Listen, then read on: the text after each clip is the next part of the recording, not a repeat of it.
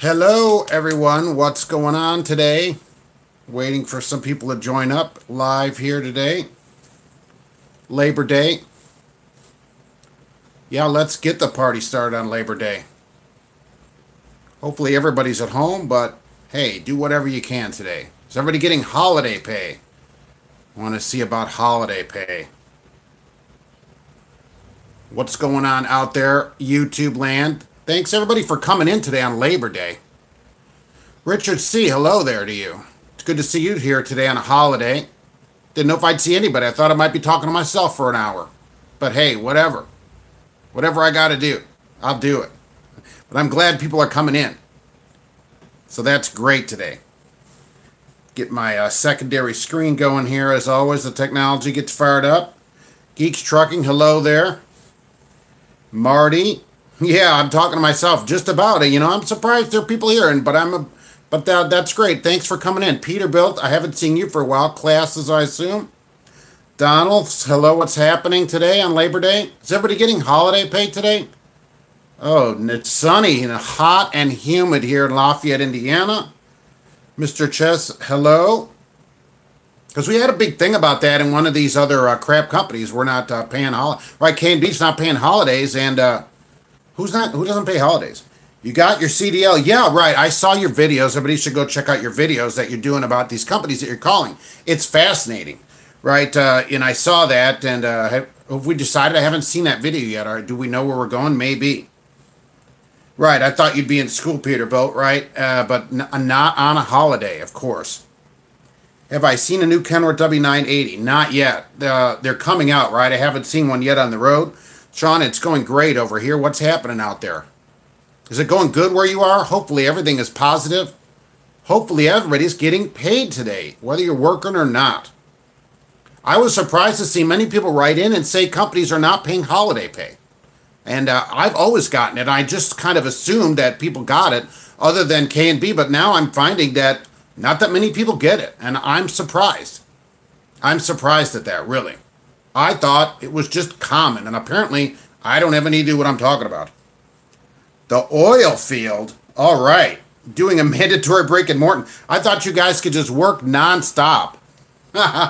Oil field work, that's tough work. Tough. What do you haul? Sand, water, what are we doing down there? Have I seen that video about K&B dispatcher threatening? Yeah, you know, that's from Run Hard, Work Hard, Get Paid. Work hard, run hard, get paid, right, I think. And I had never seen it, okay? I never saw that video. And a couple of people said, hey, why don't you go check out this video? And I saw it, and I was like, holy mackerel. So I saw that after I did my video. It's amazing, and unfortunately, there are other companies that do the same type of thing, and they shouldn't. All those people should have been fired. As he said later, I watched the follow-up video to that guy, and it has like 1 million views. Go watch it if people haven't watched it, although apparently everybody except me has watched it. Nobody got fired over that. They should have fired the whole place.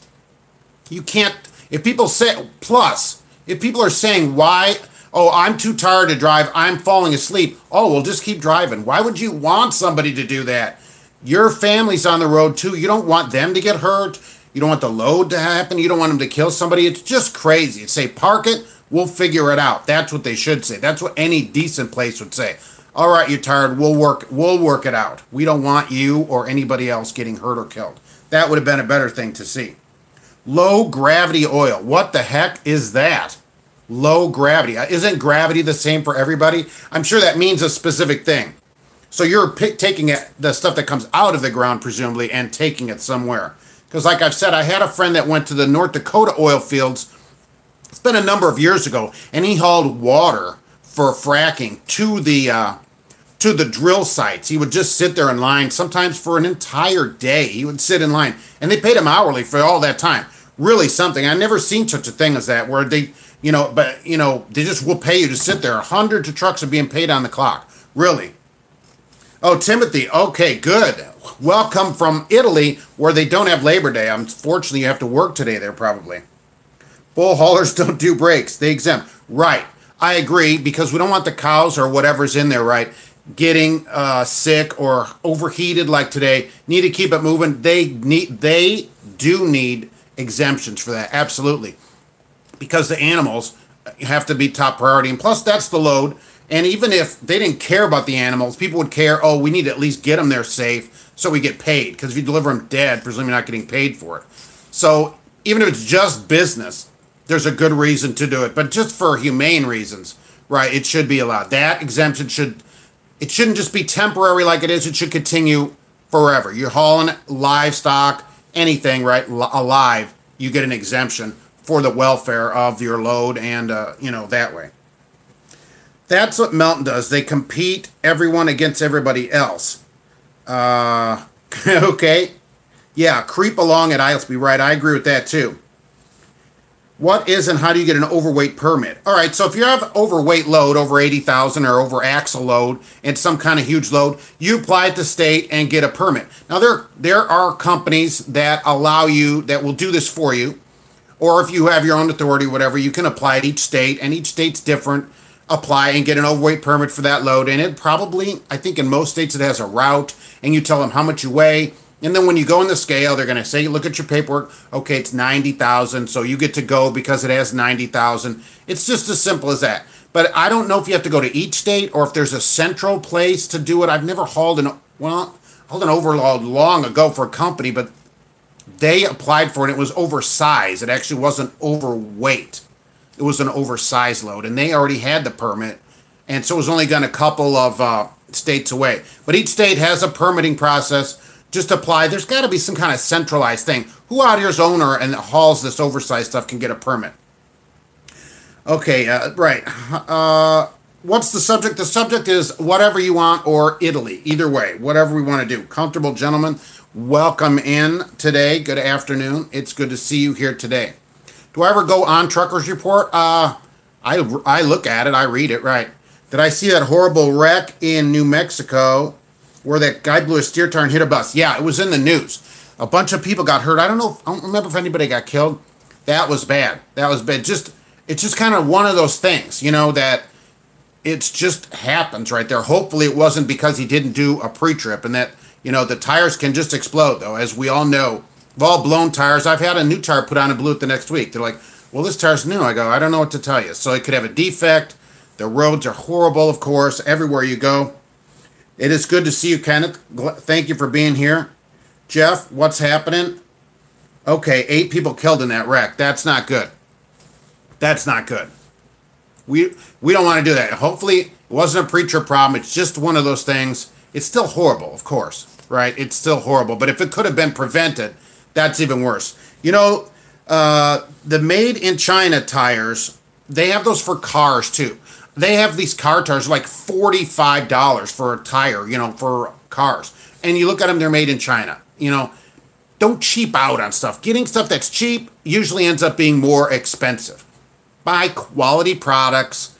Don't buy the cheapest thing that you can find for anything in your life, tires or anything else. Tires are super important, right? On your car, on your truck. Don't go get a $179 steer tire, I think I saw somewhere. That's crazy. Think, oh, I'm saving money. Yeah. First, it only lasts 50,000 miles probably, and then you have these kind of problems. I have not seen about the bridges over there, the bridge fiasco. I don't keep up that much on Italy news, really, but I haven't heard anything about it. Uber has canceled their self-driving truck program. Look, by the time you retire from trucking, Peterbilt, that's when you'll see some of these self-driving trucks starting to, be more and more of them. By the time you retire from trucking. That's how long it is. That driver's career is over, only if it's his fault. If it's not his fault, his career shouldn't be over. I mean, things happen that are not your fault, and sometimes they turn out to be horrible. But you could kill 8 people like that, and it isn't your fault. And so that shouldn't be a reason to fire him if it's just a tire defect or something. It could be an internal defect, and he had no way to know that by looking at the tire, and then it blows out. What if it's the road? What if the road caused that because they knew about a problem in the road and they didn't fix it? Maybe all those people that work for New Mexico should be fired, like the governor and that, for not fixing the roads. That might be a better idea. They blame the trucker the same day. Right. Okay, you got Humboldt, T-Bone. They always blame the trucker right away. Everybody's like, oh, it's truck driver, no matter what happened, right? Truck driver. People pull out in front of you. Why didn't you see him pulling out in front of you? Okay, Thomas, you're quite welcome. I'm here to give any information that I can give, whatever that is, right? Oh yeah, I know how the lawyers are. Believe me, if somebody hasn't filed a lawsuit already, it's coming. That everybody's going to get sued. The bus company, the road, New Mexico, the trucking company, the driver, everybody's going to get sued for sure, no matter whose fault it was, and that they'll figure it out, there. And the company will probably pay just to get rid of the lawsuit and that's sad. It's more like extortion. There's an accident, so we're going to sue. That's terrible. And there's always some lawyer that'll do it. That for sure. They can put that hard foam in the steer tire such as run flat. I've never used it on a semi. I have used it on cars. I will tell you that. I use it on cars, no problem. Mom and pop or corporate with training. I have a CDL and can drive, but no experience. Well, if you go to any place large, they're going to want you to go in their training program probably.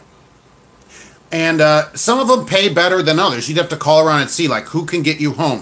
Who's in your area? Is it the kind of trucking you want to do? And, some of the training, might not be bad to take some training, I guess.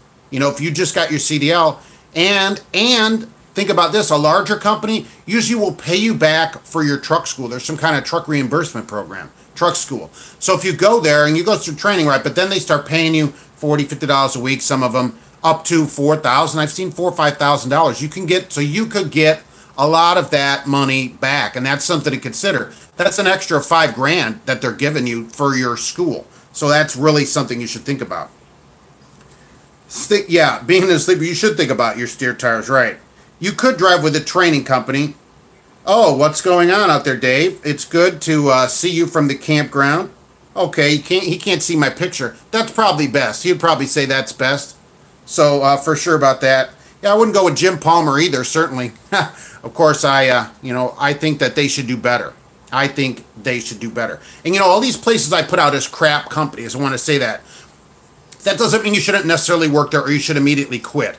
But they have things that they could do better. And if you're looking for a place, you should really consider that, almost only 40 cents and I can go somewhere else to get 50. A dime a mile when you're starting is a lot of money. They could be $200-$300 a week difference. That's a lot of money. So all these things and no paid holidays at some of these places, that's something to consider, or very little. Somebody was asking me about Melton, and I noticed that they pay only $30 a day for holiday pay. That's low. But should you quit? I don't know. But that's low. And so you got to work all this together. And people have suggested put a list together. And I'm going to do that on the website, Trucking Answers Nation, he said, pluggingit.com. I'm going to put a list up. Somehow I'm going to work this out here in the next few weeks. And so we can get all these companies and just kind of compare them in one page without having to go to all these different sites and calling a million people. So that'll make comparison a lot easier. I have a lot of phone numbers on there. I've started a gallery too. I've got some pictures up of trucks. You can send in your truck pics. We'll put you up there on the website. Is Pam any good? I haven't looked into Pam. I haven't looked into it. They hire students, but that's not unusual. We'd have to look into Pam. So I don't know. I haven't looked into Pam. You did a video for a new CDL driver with Jim Palmer. Nice. Oh, hello, trucking wife. What's going on a holiday? Hopefully you're sitting here with your husband today, that he's not out driving. All right, do I like Macs? Yeah, I like Macs. I've always run them locally. I've never had a road Mac. I was running containers. I had an R model Mac. They seem to be super tough. Super tough. Rotten eggplant. Thanks for coming in. And what's going on? Okay, oil varies greatly in density and weight. That's what I kind of figured. You load from the well and go to facilities. Yeah, okay, so it's the specific gravity of the oil we're talking about, not low gravity, low specific gravity. How about that, going back to our physics classes? So you have low specific gravity oil. Got it. You're welcome, Wilhelm. I mean, I don't know what else to tell you about that. It's something to consider, though, that if you're going to get paid back for your school, that's a lot of money. So they pay a few cents less, but you're thinking, well, but I'm getting $3,000, $4,000 back. Consider that. And for me, as I always say, on a large company, I like a large company for benefits. You got a mom and pop that's got 8 trucks. You probably don't have insurance or very little, or it's expensive. You don't have all these other things that you'd get in a larger company. So it depends. It depends on your needs to that. And maybe you don't need insurance either. But if you need it, it's something to consider. It's something to consider. Okay, wife called? Yeah, right. You always have to answer that call. I agree, geeks. Thanks for showing up today on Labor Day. Thank you for everybody for being here on Labor Day. I didn't know if there'd be anybody at all, but I said Mondays, and I mean Mondays. So Monday, it's every Monday, even holidays, right? Because drivers are driving, truck drivers have to work. You know, people don't realize we all have to be out there working. Somebody's got to be there for the working people, you know. People don't, the stuff on the shelves doesn't just show up. Of course, I'm talking to the crowd there for that, right? What are my thoughts on new Freightliners? Right, I have a 2018 Freightliner. Okay, and I love it. A Cascadia, right? I love it. I've seen that new Volvo Globetrotter. Boy, you know, it looks great. I've never been in one or whatever, but just it looks super awesome. And I love the new Freightliners. The fuel mileage, if you're buying your own fuel, is great. If you're at a place that has a fuel bonus, it's great. Otherwise, it doesn't make any difference. But, you know, I like them. They're quiet. They're not like they used to be. They've taken a lot of time, at least with this Cascadia, and made it quiet and made it more friendly so that when you drive it, it's not a chore to drive it. It's more relaxing. You can actually drive it and not be exhausted. Stay away from fracking sites unless you read a lot, unless you like a lot of money too, because it pays really good. Yeah, trucker gets good fuel mileage with the Kenworth W900. 6.8 is not great fuel mileage. I hate to tell you, that's less generally than the fuel surcharge or close to it. You want to do better than that. That's not bad for a long-nosed truck like that. But look, what if he got 8.8? How much more money would he make getting 8.8? Thousands and thousands of dollars a year. Remember, if you own the truck, it's a business. It's not a beauty contest or, oh, I love looking at my truck. It's a I love to get paid the amount, the most possible. The same load pays. Doesn't matter if you get 4 miles to the gallon. They don't pay you anymore because you don't get good fuel mileage. So that isn't any good. Sitting here at a pilot getting an alternator replaced. What company do I work for? I've talked about that a few times. The company, right, has a strict social media policy. So to stay on their good side, I don't mention where I work. It isn't about where I work really, but because of that, if you mention them and then they're like, oh, well, you're mentioning us. Now we're all up in your videos and everything. So I don't want them up in my business. I want to be able to say whatever I want to say. So I don't mention them. I don't recruit for them. I'm not out here to get any kind of recruiting bonus. There's a lot of people doing that. I don't do that. No recruiting bonus here, right? My website's free. Information's free, right? There's none of that here. That isn't, I don't do any of that. So no recruiting, but I also don't mention where I work. I have been driving a little over 30 years, and I've been at my company for a little over 16 years now. So it's a good place, a large company, which I like. Right, oil field is tough. It's tough work. Company will pay 90 grand W-2. That's excellent. Because I'm not a 1099 fan either, believe me. The blue wrench means you're a moderator on the channel. You've been promoted to moderator on the channel, and you can boot people's comments off like you have all the power, right? Okay, the new Freightliners look good. I like the Volvo for looks better. 34-hour reset in Kingman, Norio? Wow. What's the temp out there? Are you beating me here? It's about 85, 86 here, but super humid. And you're quite welcome for the show. I love doing the show. I love helping people and just talking about trucking in general. It's just awesome, really. I think it's great. Oh, you do 5 miles per gallon, but you probably don't care. You probably don't care in the field. But how much of that is idling too, right? So, right, 40 years, we gained 3 to 6. Look, when I started, I was getting 5.2, it seems like, in the 5s. Now we're closing in on 9 regularly. That's nearly double, right? That's pretty much, that's not bad. Oh, no, there's not much moderation, but I wanted to have a few moderators. That's why I did that. In case we get trolls, we're going to get trolls. They're going to troll. Trolls going to troll. So if there's ever trolls, boot them the heck out of here. That's all I'm saying. And you don't have to do anything if you don't want to. You just got it. So that's what it is. You're quite welcome. Hallelujah. That's pretty good. That's pretty good. Okay, one solution to the driver shortage problem is company rolls out a pay increase or the government lowers the taxes. Well, government is half the problem, of course. Oh, 82 in Kingman, nice. I got to beat here. It's warmer. Pay increases are happening. Everybody, I mean, a lot of places, let's be honest, are raising pay. People are getting money. We're getting another raise in October, and we've had a couple of raises this year. A lot of places are doing pay raises. Some of them are going the other route with the sign-on bonus, which I don't like. Raise people's pay. Raise the pay. The sign-on, it's then they don't have to give it later when something happens, right? Raise the pay. Give people more money. But the pay is up, way up from what it used to be. It's been great this year. When is the date? What is the date for trucks to have DEF in them? Already, right? That was 2010. We switched over. I'm going to say 2010. The truck switched to DEF trucks. It seems like in that engine year. So some of the 2010s, it seemed like we didn't have it because it had an '09 holdover engine in it. But 2010 trucks, so you should be driving one that new for sure. You're waiting on a load and nothing will come up. Not today. You're going to get a beep and it's going to be for tomorrow morning, right? That's unfortunate. Layover pay, right? Plus holiday pay. That's what I say. You hear by 2022, look, the trucks have to have DEF now. Everybody's got DEF for sure. Okay, I think it was 2010. You're quite welcome, Rotten Eggplant, right? With a name like that, it just has to be good. Right, idling all the time in the fields. Oh, and you use the PTO, I didn't even think about it. Okay, right, so you're running it anyway, so you're getting 5. They're not giving you a fuel bonus anyhow because they don't care that much. They're making a ton of money too.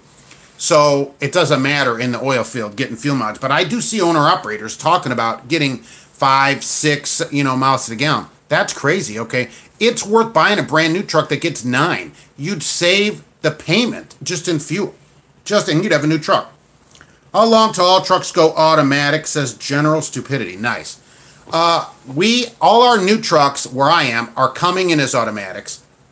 Most new trucks are automatic. You can get manuals, but it's going to be like a car. Okay, most cars, right, personal vehicles are automatics. You all probably drive one. Maybe not, but you can still get a manual in some of them. But most of them will be automatics. I think semis eventually, decade, right, will be 90% automatics, and it'll be a few people will order manuals. A lot of owner-operators will keep them, but it'll be automatics. Either way on it, right, I have an automatic and a half for years. I like a 13-speed on the road. I think it gives you a lot of control. That was probably my favorite one. And least favorite, of course, is the Super 10. Super 10, right? Awesome. Anybody with awesome? No, of course not, because it was horrible.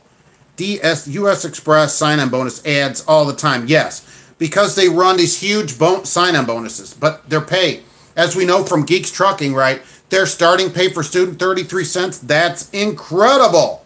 Incredibly low, right? Forget that. DSW Trucking starts at 37 cents. Is that for an experienced driver? I hope not. Why the price of drive-ins is very low and the fuel is almost $4. What is a drive-in?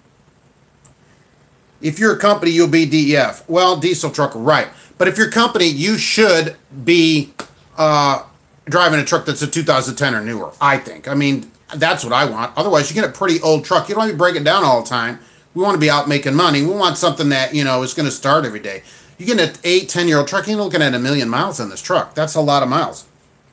You miss adaptive cruise control. I hate adaptive cruise control. Our truck has this follow system. I forget what, I can't think of it at the moment, right? But it keeps your distance from the vehicle in front of you. It's horrible in the wintertime, and it's not defeatable in this truck, right? And in the wintertime, unless you're not running the cruise. So in the wintertime, it will slam on your brakes, or it sees a road sign and it hits the brakes and gives you these warnings. I don't like it. I'm not a fan of it. If it wants to give me a warning in the dashboard without affecting the truck, okay, and then I can decide. But otherwise, no way. Oh, Claudio, thank you very much. I appreciate that, and thanks for subscribing. Thank you very much. I appreciate that. So you drive a 1999, right? I think 2010 is the DEF, and the 13-speed, that is for sure the way to go. Your boss in Quebec wants 13 speeds. Look, as a manual, the 13-speed, way better than a 10-speed on the road. I think a 13-speed is great. Now, we had one until a few years ago as like an extra truck, and only like half the people could drive it. We couldn't get people to drive it. They're like, I don't understand. I'm like, I'll show you. I don't want to learn anything. Learning is bad. And so that was the last one I saw here, and they're all coming automatics now. The automatic is good. You can still control it manually, too. You could still control it manually. Way to watch a film. We'll say, okay, right, maybe. Okay, I know what a drive-in is. I didn't know what he meant, what drive-in is when he was saying it there. Just got your CDL, you have no experience. Do you bite the bullet and go to a mega carrier and get the experience? Well, not a lot of places will hire you without a ton of experience. But like I was saying earlier, if you go to a mega carrier, a lot of them will pay you back for your school as well. So if you have just paid for a school or just got out of a school, a lot of them will pay you sometimes sometimes $5,000 back, and it's something to consider. And go with the one that's near your house that has the benefits that you want and the freight. Do you want a reefer? Do you want to haul? I like reefer for longer loads. You know, dry van, it seemed to have more stops to me. Or do you want a flatbed? Like I always talk about Maverick, right? And because they pay really good for students. Even students there are 49 cents plus at Maverick, you know, and I don't know if they pay you back for your truck school. I'd have to look into that. But look into a place that's going to pay you back for your school, and that can help you also, so it's a little lower pay. At least you get the school paid back, and you're getting experience, right? They got freight all over the place, so you're going to get experience. Right, adaptive cruise is horrible, agree, right? Because I can't turn it off. Why can't I turn this off? Only thing I want is the display. I don't want to do anything else. Exactly, and the older engines last longer? I don't know. See, I don't know about that because if you maintain them, you know, they're million plus certainly. We don't keep our trucks that long, 600 usually, and so I don't see them after that. I try to get rid of mine in 3 years. I start bugging them for another truck, so that I don't put too many miles on my truck just because I want a newer truck. But, you know, how many miles, especially if you're a company driver, do you want on a truck? Do we want to be driving a truck that's got 1.5 million miles on it as a company driver? Maybe. But for me, no. I mean, you're just asking for problems. Then you've got rear ends go out. Everything's got a lot of miles on it. So I want to keep rolling, and I want them to provide a newer truck for me. That's just me, though. That's just me. Old trucks without DEF are the best, right? There are ways to really prove your mileage, though he can't discuss them here. Yes, we don't want the government to get in on hearing how the mileage improves. The DEF trucks, right, all of ours are 8 plus, which is not bad. Not bad. 40 years and you love your Volvo. We have one Volvo, that's interesting you say that. We have one Volvo automatic, and I got to drive it one day. It is a huge difference from the Eaton 12-speed autos that we have in our Freightliners. That Volvo iShift or whatever they call it, iDrive, I think. I don't remember. It shifts super smooth. It picks up right when if the light changes back to green, it caught the right gear rather than this truck which tries to go back to first all the time. I agree. It is the best automatic so far that I've seen. It works really good. Mega carriers seem to be more interested in leasing. Right. They do want to lease a truck because then you get to buy yourself a job. But you don't have to lease a truck from them. You don't have to tell them I'm not interested in leasing a truck, for sure. Okay, you got your experience from a local owner-operator with 3 trucks and a hay hauling. All right. That's a good experience to go in tight Amish farms, right. You're going to give up benefits, but you're going to get experience. As long as this person would say, yeah, this person has the experience so that it can be verified, because I'm sure they're not doing DAC or whatever at that place. So then that's still experience, and you're hauling in these places, and that's not a bad way to go too, as long as you don't need the benefits of a larger carrier. Your truck is a 2003 with a retrofit DPF with 350,000 miles. Wow. Okay, it's a tack truck for asphalt and road construction. So it just sits there and runs, and either runs the PTO or just idling. So, right. So you're getting an older truck, but it doesn't have any miles on it. It's just idling. And you're not going, presumably doing that, you're not going that far. So that isn't a problem. What I'm saying is that I don't want to be in the middle of East Armpit, nowhere land, and have some truck that's got 1 million miles on it break down, and then it's 3 days to get a part in, and they can't switch me out because there's nobody around. That's what concerns me about an older truck. It is. Parts are hard to find or obsolete. Well, there's always the junkyard. And the Meritor On Guard collision mitigation system. Right. On Guard. That's what it's called. I have this little thing on the front of the truck. It tells you what the speed of the vehicle in front of you is, and if you're approaching it or going away from it. So I can see, oh, that truck's going 63. Or that car. And 110 is, by the way, the fastest vehicle I've seen in front of there. I'm keeping track of it. I think that's interesting. But mine goes off on road signs, even overhead signs sometimes, and it hits a brake sometimes. I don't like it. I don't like it. I only want an alert for me. I'll figure out how to drive the truck. I don't need the truck to drive itself, especially when it doesn't necessarily know what the heck it's doing. It can't decide. if it should shift, if it's going to hit the brakes. It doesn't know. It doesn't see that the road curves, but there's a sign. It doesn't realize that. So it doesn't need to be interacting with anything on the truck. No way. Someone makes a lot of money selling that good for nothing DEF. Yeah, I agree with, right? Because I'm running I fill it every few days. Nice, right? The truck stops, but the people making it, which is probably the oil companies, right? I don't know. I don't know who makes it, but probably. And it stinks if you get it on you, right? For sure. Put some reflective tape over the mitigation sensor. Yeah, I could do that. If they saw that, of course, you're fired for covering up a safety device or whatever. I thought about something like black tape because it's black and no one would ever notice, but you'd have to put, now I'm not saying to do this, okay? This would be wrong to do, so don't do it. But if you put aluminum foil and then black tape, right? So you'd have the metal covering it and black tape, no one would see it, but that would be wrong, so of course you shouldn't do it. Right, so you got some ABC mats for my truck. You think that's a good idea? Got some of those ABC. What's an ABC mat? Hopefully they don't have letters on them. Have I listened to SoCal's channel? No, I'll check it out. He recommends older trucks. Yeah, look, it depends what you want. Trucking's about what you want and what you'll put up with. An older truck is cheaper, right? You're going to save a ton of money buying it when you buy it. To me, though, it's not for me. It's the thing with a car, right? Some people come to work in a $500 car that's 25 years old. That's not for me because I don't want to fix my car all the time. So I don't have an old car like that. And I like to drive a new semi at work because I don't want to be breaking down. But if you can fix it yourself and you say, well, it's reliable or just had a rebuild. So old trucks, yeah, super cheap, right? You could save $100,000 or more, right, on it. If that's what you want to do.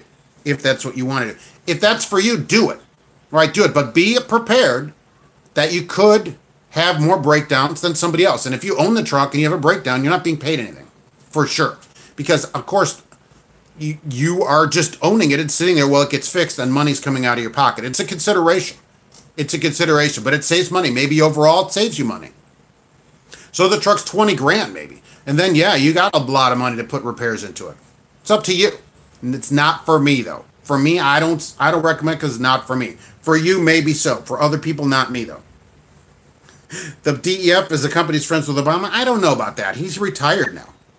Oh, okay, neoprene mats. Yeah, I mean, put all these rubber floor mats or whatever, right? An old car is no way like an old truck. Maybe, right. Driver Appreciation Week Day is more for the office staff than drivers. Sometimes we get a flashlight. So that is pretty impressive for Driver Appreciation Day. Good morning, Red Kodak. It's good to see you here. ABC mats are for those things they put on the windows to keep the sun off the kids. Oh, got it. They pull down. Pull down. Is that what I'm thinking? They have the little dots and you pull them down. I think I got it now, right. Okay, you can buy a warranty on a used truck, which SoCal. Okay, right. Look, I agree. Again, if you're buying the truck, presumably you're an owner and operator, you have a warranty, and you can get it fixed under warranty. You're still not making money if it has a lot of repairs. That's only my thing about it. You're not going to make money while it's being repaired at the shop. Even though they pay the repair or whatever, that's okay, right?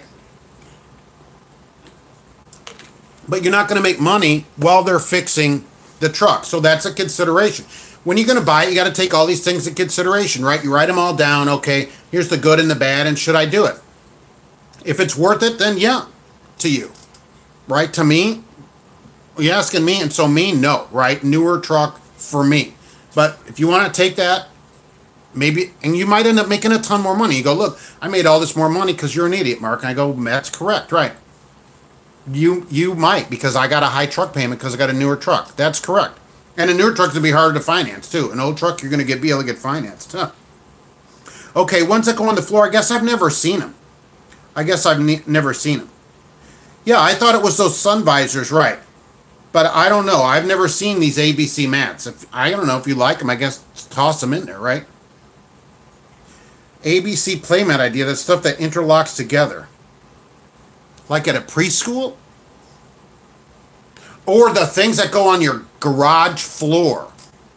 Is that what we're talking about? I've seen that where you can garage floor and lock these things in, and then they're impervious to chemicals and everything. Right, I've seen those too, where you can do your garage, where you fix your car or whatever. Right, you know, I don't know. Would have to look them up. I don't know what they are, so I guess I've never seen them. They haven't advertised to me or anything, or send me anything, in the mail. Maybe we'll see them at Matt's in March at the truck show. Hopefully I can see them there. Yeah, they'll get you one way or another. There's always a way.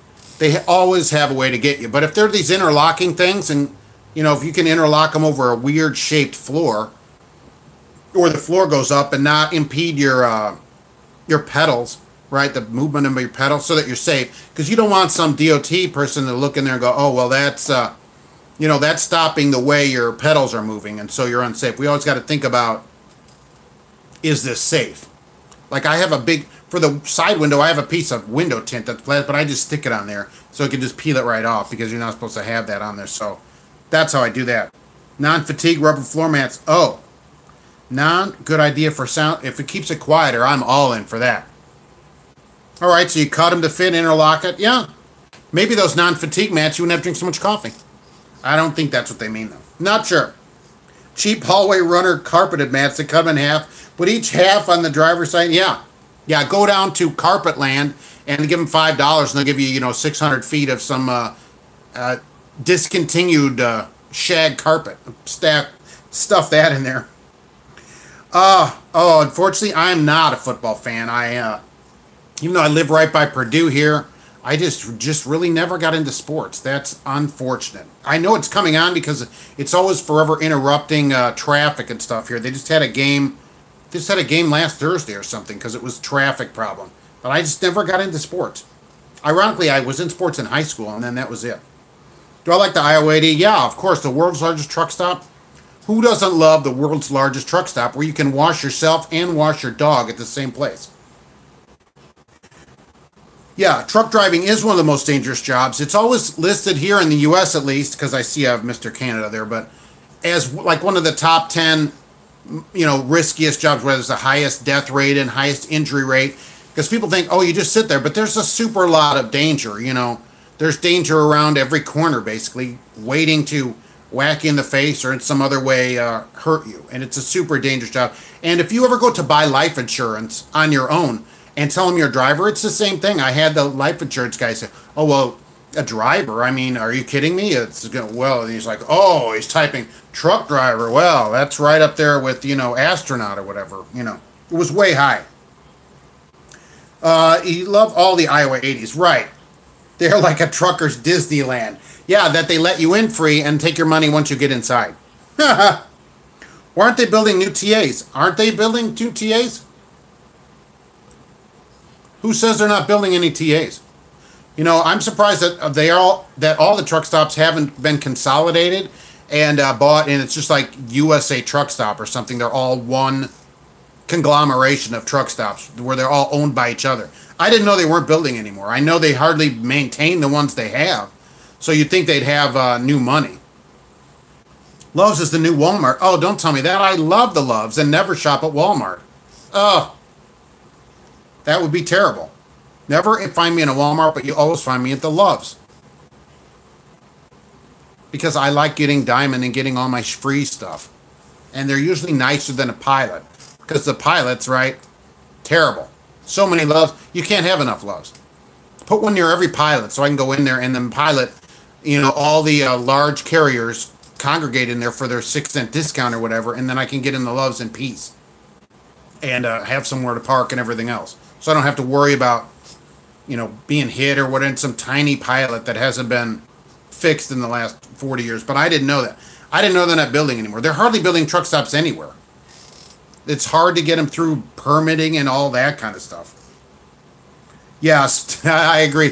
Truck stops are spending money on reserved parking signs. Oh my gosh, they have been popping up like crazy. I'm going to go down to the TA here pretty soon because I saw a bunch of signs and filmed that, which is like 35 miles south of me. There's like a ton of them out there.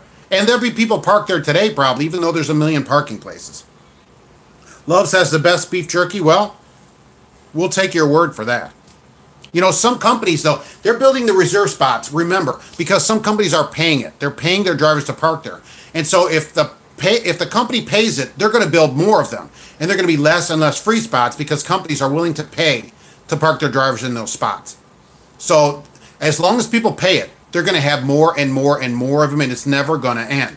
The only way to end it is to have nobody park in those spots ever. And they're like, oh, well, I'm just never coming in there. And so that's the only way to do it. As long as you hope Loves doesn't go to reserve, though I haven't seen it there, but if it goes, if it really works out, they're going to do it too. Especially in places where parking is harder to find. They will. The only one I know of is that one in Florida, right? That goes on during the motorcycle thing in the spring, fall, and they close it all off. You can't park here, whatever, right? That Loves. They also have a big thing about it. They have so much thing I can't even remember it apparently, but it is about the money, right? Okay, back to that. 100 Proof Holdings.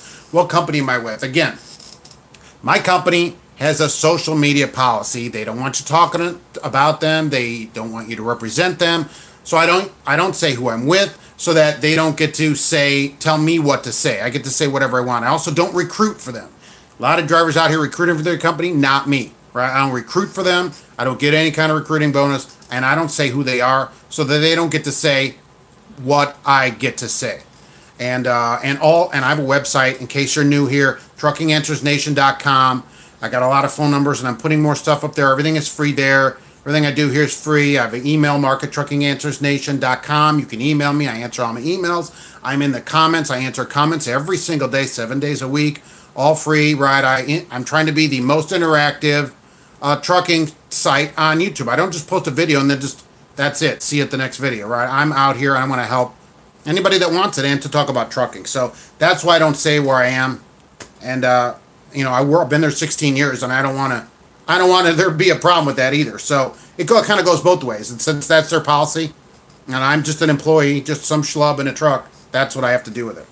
So that's why I do that. Okay, do you drive for a local company and we have jump seats and different trucks, even though we have trucks for other drivers to have their own? What are my feelings about jumping truck to truck? If you're talking about slip seating, right? And so if you're local, I don't think there's a problem with it. As long as the trucks are clean. And balance pulls doubles, right? The truck should be kept clean then, and the management should make sure that people aren't leaving trash, aren't stinking the trucks up with smoke. There shouldn't be any loud smoking. That's my opinion on it when they're slip seating, for sure. Because you don't know who the next person getting in it is. Clean, don't leave trash bags and stuff. And the driver should be made to do a post trip and make sure they're not leaving you with a problem. Don't leave you with a flat tire. I get that with trailers. I pick up a trailer, I do all this drop and hook. I pick up trailers with a flat tire. Some goober left me a flat tire. So that's a management thing. As long as the management's willing to do that and the trucks are okay, it's okay with me. Because I'm home every day, I don't care. Living in it is one thing, but for what you're saying for local, no problem. No problem. As long as management enforces this on drivers. If I come in and there's 2 engine lights and 2 flat tires, I'm going to be pretty mad. Pretty mad. Pretty mad. I'm the most I try to be, and I thank you for that, right. There's no trucker stories on this channel. It's all trucking. Although I did promise today, it's ironic, that I would be live at a car show. And some of you said, okay, good, I get to see the cars. I could not go live at this car show. They have music. I didn't realize that. That's going to be a copyright strike. I can't do that. So that's why I'm live here at home. I will later today have a video up that is just classic car pictures, okay? And it's going to be titled Classic Car Pictures or at a show or something. So if you want to see some of the classic cars that I saw, it's just a montage of pictures. Okay, nothing dramatic and no trucking. And so that's why I'm posting it, because I promised to be there and can't be, and that bothers me. But I can't go live with music. YouTube will boot me out of here for that. They won't allow it copyrighted, okay? So I can't. So that's it. But otherwise, it's all trucking all the time, other than today, where there will be a classic car montage. Okay, so if I need any info that post on my website about post 911, yeah, right. Just send it, right? I'll post it, right? If there's some post 911 GI Bill, I don't know anything about it, we'll get it posted up there for sure, for sure. Yeah, you make $5,000 a week, and that's take home. That's awesome. That's awesome. That's a lot of money. $250, right? Top 3% of wage earners. I'm doing this. Right. He works for a good. I think so. Thank you very much, Lawrence, and God bless America. That's what I say. Okay, I do, right? That is correct. Do I hear about how carriers fire drivers? I just switched to being back every day riding, cut my hours. I had 42 hours last week, okay? Because I couldn't do everything. I can't. I love doing this, right? And so I just couldn't do everything. So I had to cut my hours at work to maintain. I have a website, right? I post a blog there. I have a gallery there. I'm also on Instagram, on Facebook, on Twitter, right? And I can't be interactive if I'm at work all the time. So I changed that so that I can help. I've been driving long enough where it's time to help. It's time to help out. Or just do whatever I need to do. Steve, hello. Thanks for coming in. Do I hear about how carriers fire drivers based on race? No. And they would never admit that. And I don't think, does that happen? Probably. Look, I shouldn't say that. It probably does. But why would they hire you if they're going to fire you based on your race? Wouldn't they just not hire you? And most of the places I've been, it's no problem. We'll take anybody. You want to come in, we don't care what you are. If you can drive, you're in. You're in a truck, right? Women too, right? Women, let's get some women going. We only have 2 women driving where I am here. Let's go. Everybody can come and drive. But I think they just wouldn't hire you. I think they just wouldn't hire you. And it's crazy. Okay, it's always crazy. You want somebody to drive, and they can drive. What is all the trucks are against the ELD mandate? Right. Look, I like the ELD, and I take a lot of heat for that, but we've been using an EOBR, right, for over 8 years. I don't have any problem with it, right? Run them the road, run them locally. And the law didn't change. So people are mad at me for that, and that's okay. You know, but the laws don't change. You shouldn't be violating the law. When you work over your hours, you're doing more than one person's work, but they're only paying you one person's pay.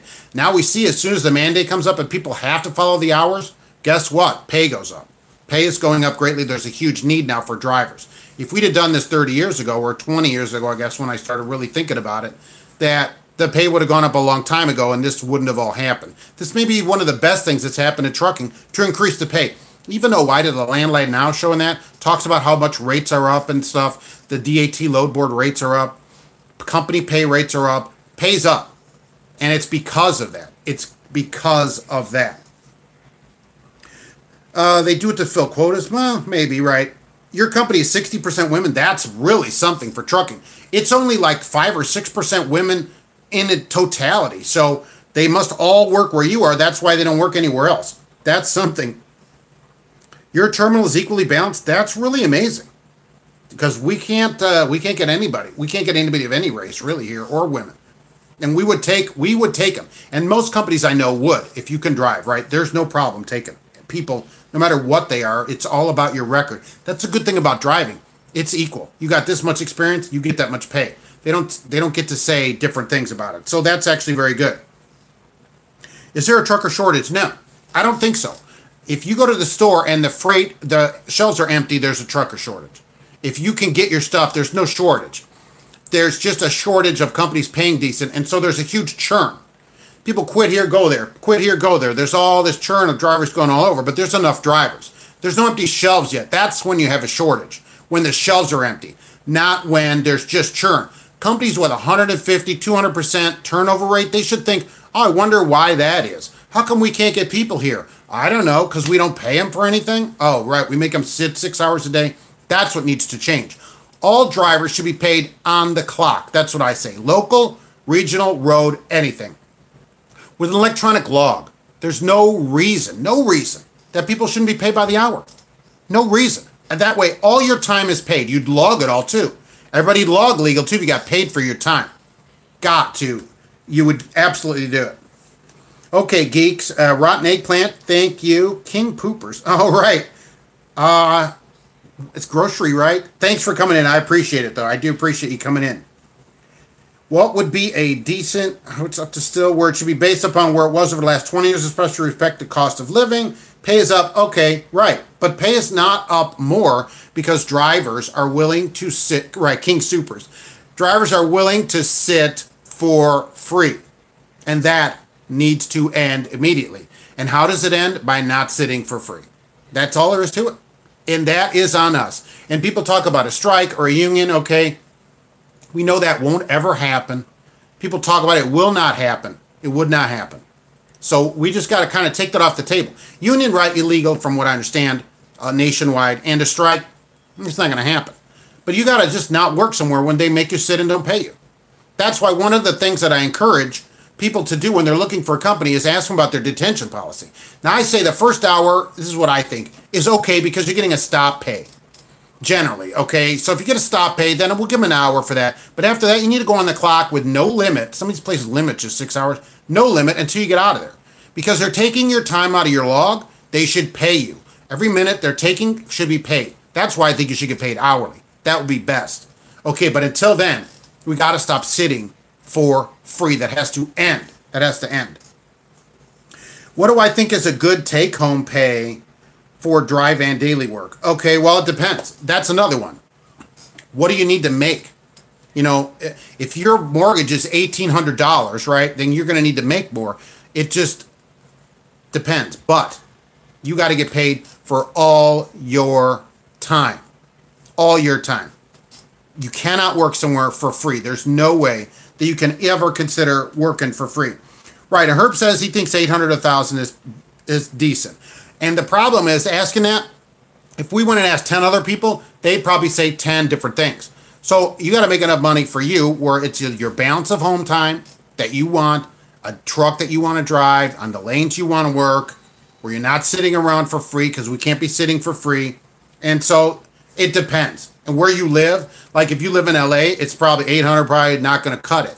Right, but if you live in back in East Armpit, where I just broke down a little while ago, then the pay is certainly better for you. Is Martin a good company? Martin Transport advertises here. They have a terminal in Indianapolis. They have a good detention policy that I've heard about. They went a lot to regional. They used to do a lot of longer stuff. They do a lot of railroads. And out of Indy here, they have a couple local jobs always advertised. So check in. What is their mileage? What are they going to start you at on the mileage? That's that if you're going road. Right? Their trucks all have APUs too, which I think is another thing you should get. You want to buy a 99 engine, not to use the electronic log. I am not a fan. Why do you want to not use an ELD? That's the thing. Why do you not want to use it? What are you trying to get around that you don't want to use it?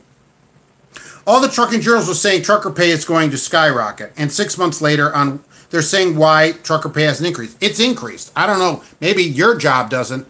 We're up. This will be our third or fourth raise this year. Companies, tons of companies are giving raises.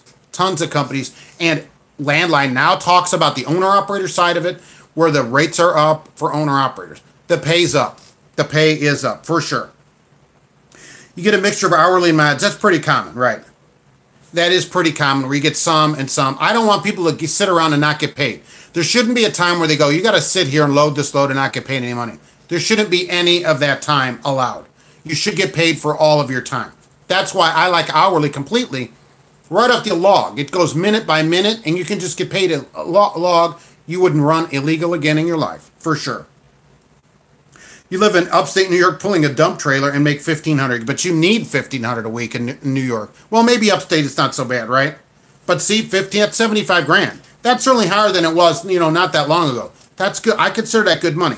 75,000 with basically just a high school diploma. Some places don't even require that. That's pretty good money. Okay, you can't go in any other job and just walk in and make that kind of money.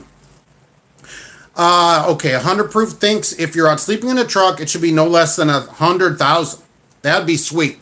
There are places that pay 100 to teams. There are places that pay 100 to teams. Not too many solos get it. I think the oil fields you can get it. And it should be good. You should make good money. You're gone away from your house.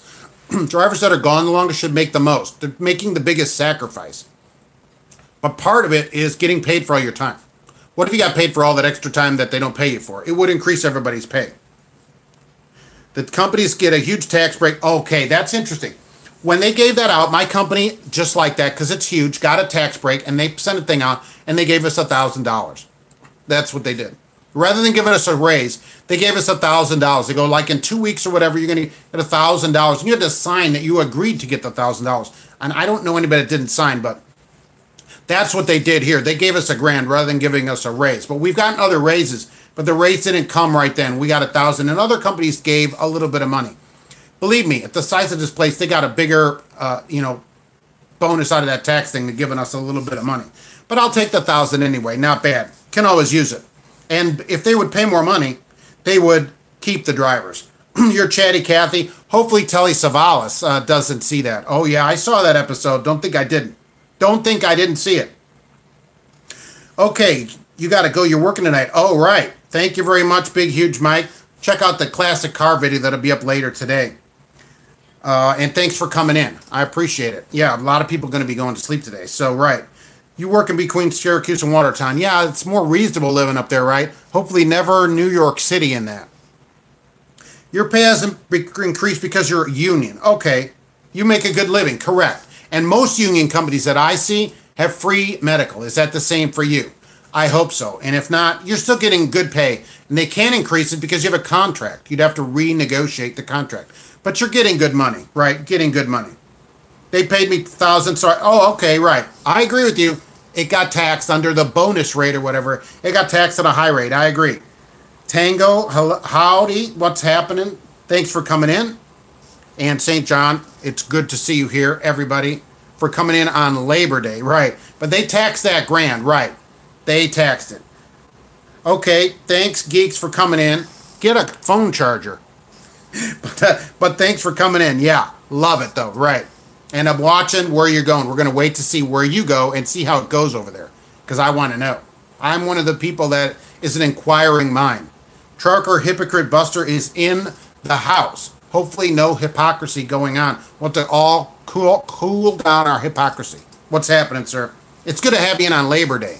It's good to have everybody here on Labor Day. I didn't know if there would be anybody, but yet here we all are, and it's good to come in. 70 per year trucking is probably 40 in a regular job. You do well, it depends. That's another one of those depends. It depends what you do. Do you put in more hours? Maybe. A lot of it is sitting around without pay. And that's a problem. If you're gone, you should make the most money. And again, on the road or at home, you should get paid by the hour. By the hour. Is Crete a good company? Well, I haven't looked into Crete, even though they have a terminal here. They're also linked in with Schaefer, right? With Schaefer. They're a large mega carrier, though, and they'll hire people. That doesn't necessarily mean they're bad. I'd have to look into the whole Crete program, what's detention, holiday. That's important stuff that people never ask about. Then you end up sitting and not getting paid anything. Detention, detention, detention. It'd be sweet to have a flat rate for miles, especially from where I live in Miami. Ha! Yeah, not a ton of loads out of Miami, right? If truckers paid, he wouldn't put that huge pressure on shipper. Yeah, it would. Right. The trucking company should pay by the hour, and then they'd be the one on the phone to all these warehouses telling you to get our truck out of there. But when you sit there for nothing, it's no pressure. The company doesn't care. They're like, so who cares if you're willing to do it? Don't be willing to sit for free anymore. And you can put the pressure on these places, and they'll have to do something. They have no incentive to do anything. What do they care? And some of these companies go, well, we can't pay you because we don't get paid. I don't care. That isn't my problem. You figure it out, and you're paying me, and you figure out how to get it out of them. That should be the way it is. What is my opinion on TRIB transportation? I never heard of that. Does it stand for something? You get free medical, pension, life insurance. Exactly. That's a union deal. And imagine if it was all for that for everybody. So free medical, free pension. Holy mackerel, right? We're all going to start coming over there pretty soon. Why not pay by hub mile? I'd rather get paid by the hour.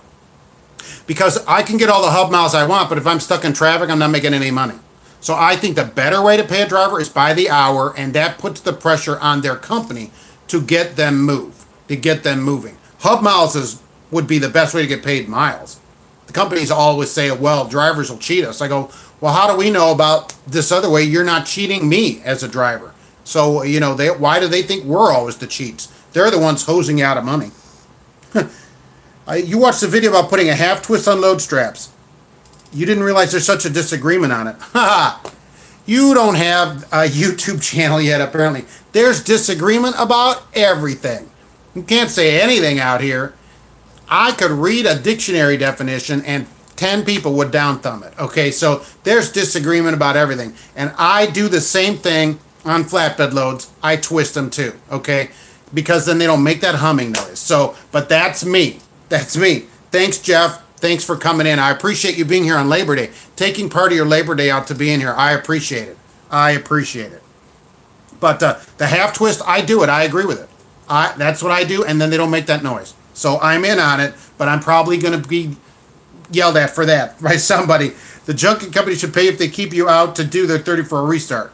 Yeah, you should get paid until you get back. If they can't get you back, you should get paid. About paid parking. Some drivers are upset having to pay. Truck stops are for profit. Okay, my take, correct. They are for profit. Can they put them up? Absolutely. There's going to be more and more of it because a lot of companies now pay it. I've seen it in their ads. We pay for parking at the truck stops. My take is it's private, absolutely. A private organization, right, can do whatever they want. They could charge $100 to park there if they want to, for sure.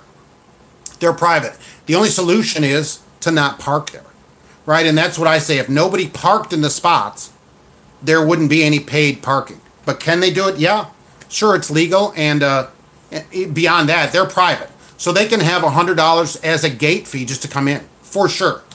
But I don't have to go there then. It's always on the person paying because you know the deal up front. So then it's up to you to decide, do I want to pay to park here or not? It might be worth it. Like I've always said, and maybe that's a spot and it's worth your delivery. It's right there. And so totally park there. Okay, this $14 or whatever it is, which I've seen, is worth it because I'm going to be a mile away where I don't know, I might have to drive 3 hours to park somewhere else. Sometimes the money's worth it. A little bit of money might be worth a little bit to do it. That's how I say it. Tribe. Now I've looked up Tribe and I've had Tribe Transport. People come and gripe about it and then some say it's good. When I looked at it on their site, because I did look it up, somebody talked about it. They had pretty good pay, newer trucks, TVs right in the trucks, and the mileage pay was pretty good. And I said, yeah, it's worth the call. And then somebody's like, oh, that's a horrible company, but on paper, they look good, and it's worth at least talking to them. They had a detention policy. They paid holidays. All right, so it's worth a call if they have lanes that go by you. At least call them and talk to them, for sure, I think. I use twist on the pallets. It keeps the pallets tighter. When you will twist the pallets, they stay tight in there. You can get more in. You can get almost 100 pallets in a trailer that way if you're willing to twist them. Right. General Stupidity disagrees with our twist. There we go, right. Here's people did 15 years, do it, I do it. When I ran a flatbed, I did it, right? I twist them because of that noise. I can't take it. When are you going to get a decent company of the week? This week starts the good company of the week. Good company of the week starts this week, for sure. We put enough bad people up, we're going to do good. They'll still be the crap company, though, too, so they don't get out of it. The only thing you have to put up with union is strange work hours. Well, but you know that going in, and it's just kind of like the paid parking, where it's a decision you make because of the pay you're getting. So you're going to work all these weird hours, but you're going to get extra pay, and you're going to have free insurance. It's a trade-off. Everything in life, basically, is a trade-off. Yeah, let the free market decide it. When nobody parks in those parking spots, hypocrite, right? Nobody goes to them. They'll be gone. Next day, they'll be like, huh, they're gone. So that's how it works. But private, yeah, they can do it. They can charge it if they want to. And they're going to do it as long as people park in them. Believe me, they're not going to end anytime soon. I see them filled up, so they're not going away. They're not going away. How about dispatchers? They have a high turnover rate too. Yeah, because look, let's look at it from the other side. You're a dispatcher. Do you want 50 of you calling in every day? No, I couldn't do it. It's a tough job. We give them a lot of grief, but it's got to be a tough job. It's tough to be a dispatcher. Every driver's got a different problem. My wife needs this. I got to be home. I can't do this. I'm out of hours. It's got to be a nightmare. And they don't make that much money. We make more than they do, no matter what they say. Even though they come to work in Bentleys and stuff, we make more than they do it, and I couldn't do it. I couldn't deal with that many drivers calling me every day. Like, no way. So that's why they have a high turnover. It's low pay, and a lot of times they require college. I don't know what for. It's crazy. Diesel trucker, okay, thanks for coming in today. I appreciate it. I appreciate you being here, taking some time out of your Labor Day. Thanks for coming in. Be sure to watch some more, and we're live every Monday at 1. Live every Monday at 1. Holiday or not, doesn't matter. Rain or shine. National carriers reimburses for paid parking. That's interesting. They have owner-operators. Do they reimburse for owner-operators? Thanks, Richard. Okay, I appreciate you coming in and being here on Labor Day also. Everybody that's coming in on Labor Day. And Richard, have a good rest of your Labor Day. Enjoy it.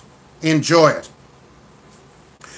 Yeah, so are they paying at national carriers? You're an owner-operator, and what is affordable health insurance? Expensive. Go through an organization like OIDA if you have to pay for it yourself. You know, where you can get a group together. Buying it yourself is going to be a nightmare. It's going to cost a lot. It's a lot of money. Just look on the free market for 5 minutes. It's a ton of money. Go through, join some organization. If it's not them, join some other organization where you can get grouped together to buy health insurance for you and your family. You wish you were a union? Well, there's union jobs hiring. Go head on over there. Dispatcher comes rolling a Bentley and broke, making the debt payments. Well, that's the thing about a Bentley is that they got a high payment. They got a high payment. You're gonna have to. That's gonna throw off your income to debt ratio when you're rolling in one. But hey, they smell nice inside. Oh, here we. I don't know. I'm not a political show here, so I don't talk about politics very much, if at all, in here. You know, everybody's welcome. President Obama's retired. That's all I'll say about that, right? Okay, so he has nothing to do with today for sure. And they have better insurance than drivers. Yes, right. Kenneth, happy Labor Day to everybody, right? Working today, waiting to get started. What, they got a load for you? What are you doing? If we're at work, they better have some kind of load coming in. Where are we going today anyway? Where's everybody going today? Should ask it. Where is everybody going to head off to? And if you're working, waiting to get started, it doesn't sound like you're working. It sounds like we're waiting. Waiting, of course, is on duty if we're waiting for dispatch. So I know you signed in on duty for sure. For sure you're signed in and have done your proper pre-trip and everything. Right, I'm sure about that. Oh, we're just chit-chatting here, Red. Welcome back. Oh, Walmart. Oh, right. Okay, right. Awesome, right. The dispatchers at my work have the same insurance you do. Oh, nice. Yeah, most places have done away with a pension for favor of 401k. A pension is more and more unusual. Only one of my friends, one person I know, who is ironically union, not a driver though, he has a pension. But nobody else that I know gets a pension. Like my dad worked at the steel mills, they had a pension, but that's it. You're finishing your break, and then you're going to go to Morrow, Georgia with goldfish. Huh, live? Well, that's a stupid question. Oh, I guess it could be goldfish crackers. 30,000 pounds, that'd be a lot of goldfish crackers. Or even one of those trucks that's got those big things on the back of it that says live fish on it. Fed 2 community went well. Cheyenne with a flat tire. That's not. But at least Cheyenne's a decent town. And that's the other thing. I'm always worried about that as an owner-operator. You're going to pay for all this stuff. Oh, you're quite. Thank you for mentioning you live. Oh, absolutely right. I try and talk to everybody on here. And it's crackers. I'm thinking it's live goldfish. What are we doing here? Kenneth, you're welcome. I love everybody on here, and I thank everybody for coming. It's very humbling to me, believe me, that anybody would take their time out to watch me. I appreciate it, believe me, and I want to help or do whatever I can for anybody that wants it, whatever I can do. There's supposed to be some new bill regarding a 401k that automatically rolls. Yeah, similar to Social Security, but that's through a government, right? Isn't that? That's a government thing, from what I remember. I didn't read that much about it, but they want to change it. I don't know if this will happen, right? So that you're like automatically, you automatically have this money taken out of your paycheck. I don't know what percentage, and then it's invested in the stock market, and then at retirement you have this money. Is the thought of it? That's what I remember about it. But it's not a trucking. It's not a forced trucking. It'd be everybody, from what I understand, and that basically forces everybody to save for their retirement. And I don't know the percentage. I don't know that much about it, right? I have to look into it. But I did read or hear something about it, that they wanted to change that. And that would, I think they're going to take like part, I'm not 100%, or part of your Social Security money and use it that way into sort of a forced retirement plan for you. That's what I remember. So Herbs work for mega carriers and small companies. See, I don't like the small companies as much. I'm not a fan of it.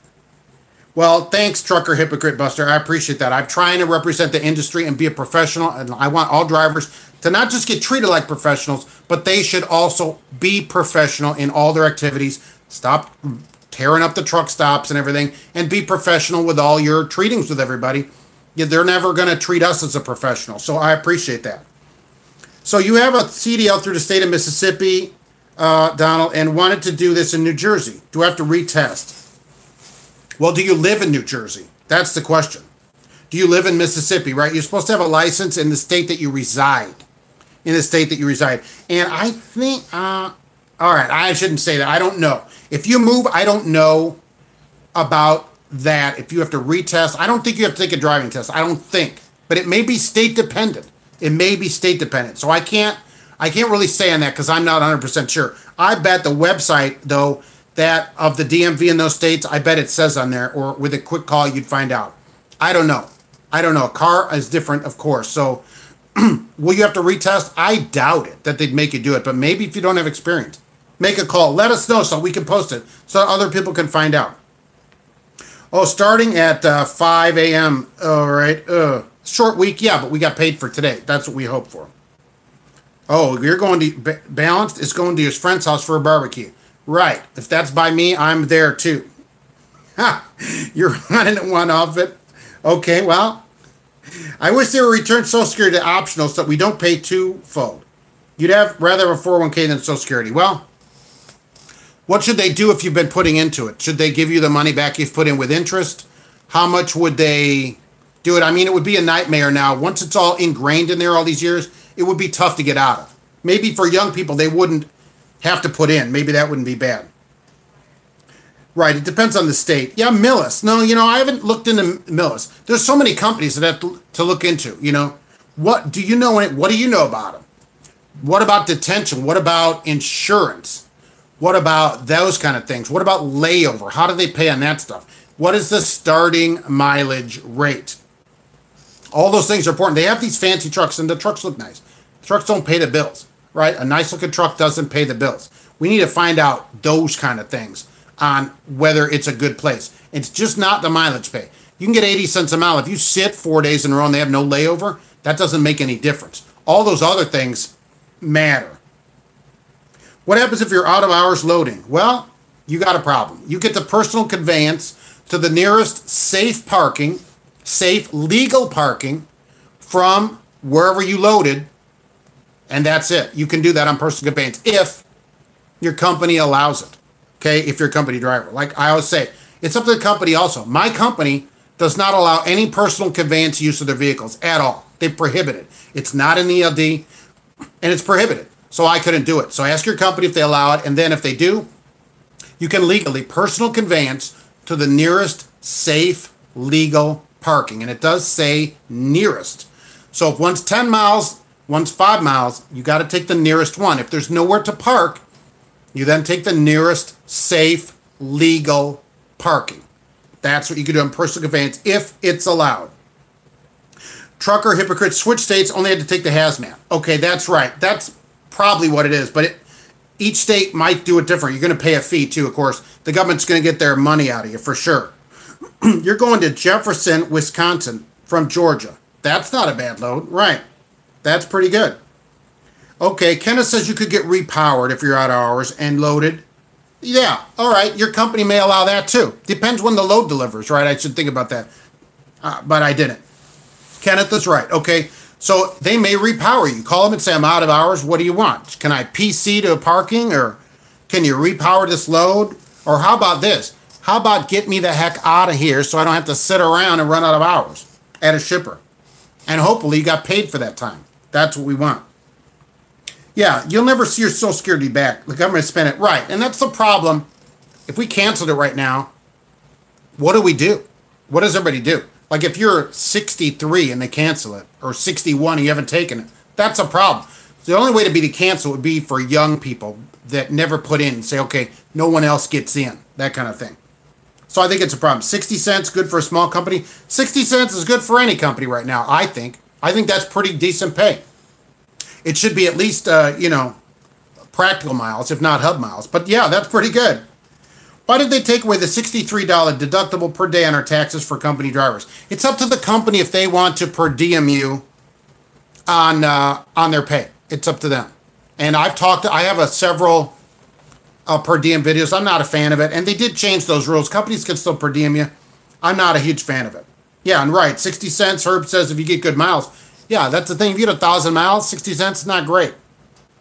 It depends. But I think 60 cents is a good place, is good. If you can get paid, if you can get some miles, 2,500 miles is $1,500. Not bad. I did that pretty fast, too. Not bad for a truck driver. All right. You've been running shipper load to Atlanta weekly you've been running SLC to, St. Louis to Atlanta weekly. That's nice. I love a dedicated run. I always tell people to get a dedicated run. That's the way to go. You know what you're doing every week, but nobody likes it. They always want to do different things. Then you end up sitting at warehouses and not making any money because you're sitting around. But that, I think it's the better way to go, but that's me again, right? Oh, Salt Lake City. Holy mackerel. That's even better. I'm thinking of the airport code. That's STL. That's even better. Salt Lake City to Atlanta weekly. What's wrong with that? That's awesome. It also depends on your benefit package, right? Some companies pay 70 with no benefits. I'm right. And then you got to buy your own insurance. And believe me, if you've looked into it, it is expensive. Because I'm still working on this lease operator versus driver video and looking into how much benefits cost to see who actually makes more money. Huh. They're a lot of money. Just buying them on the open market. That's why I'm saying if you're an owner operator, join a group or join some kind of plan, a credit union, somebody that can get you in a group to discount the cost of all these benefits.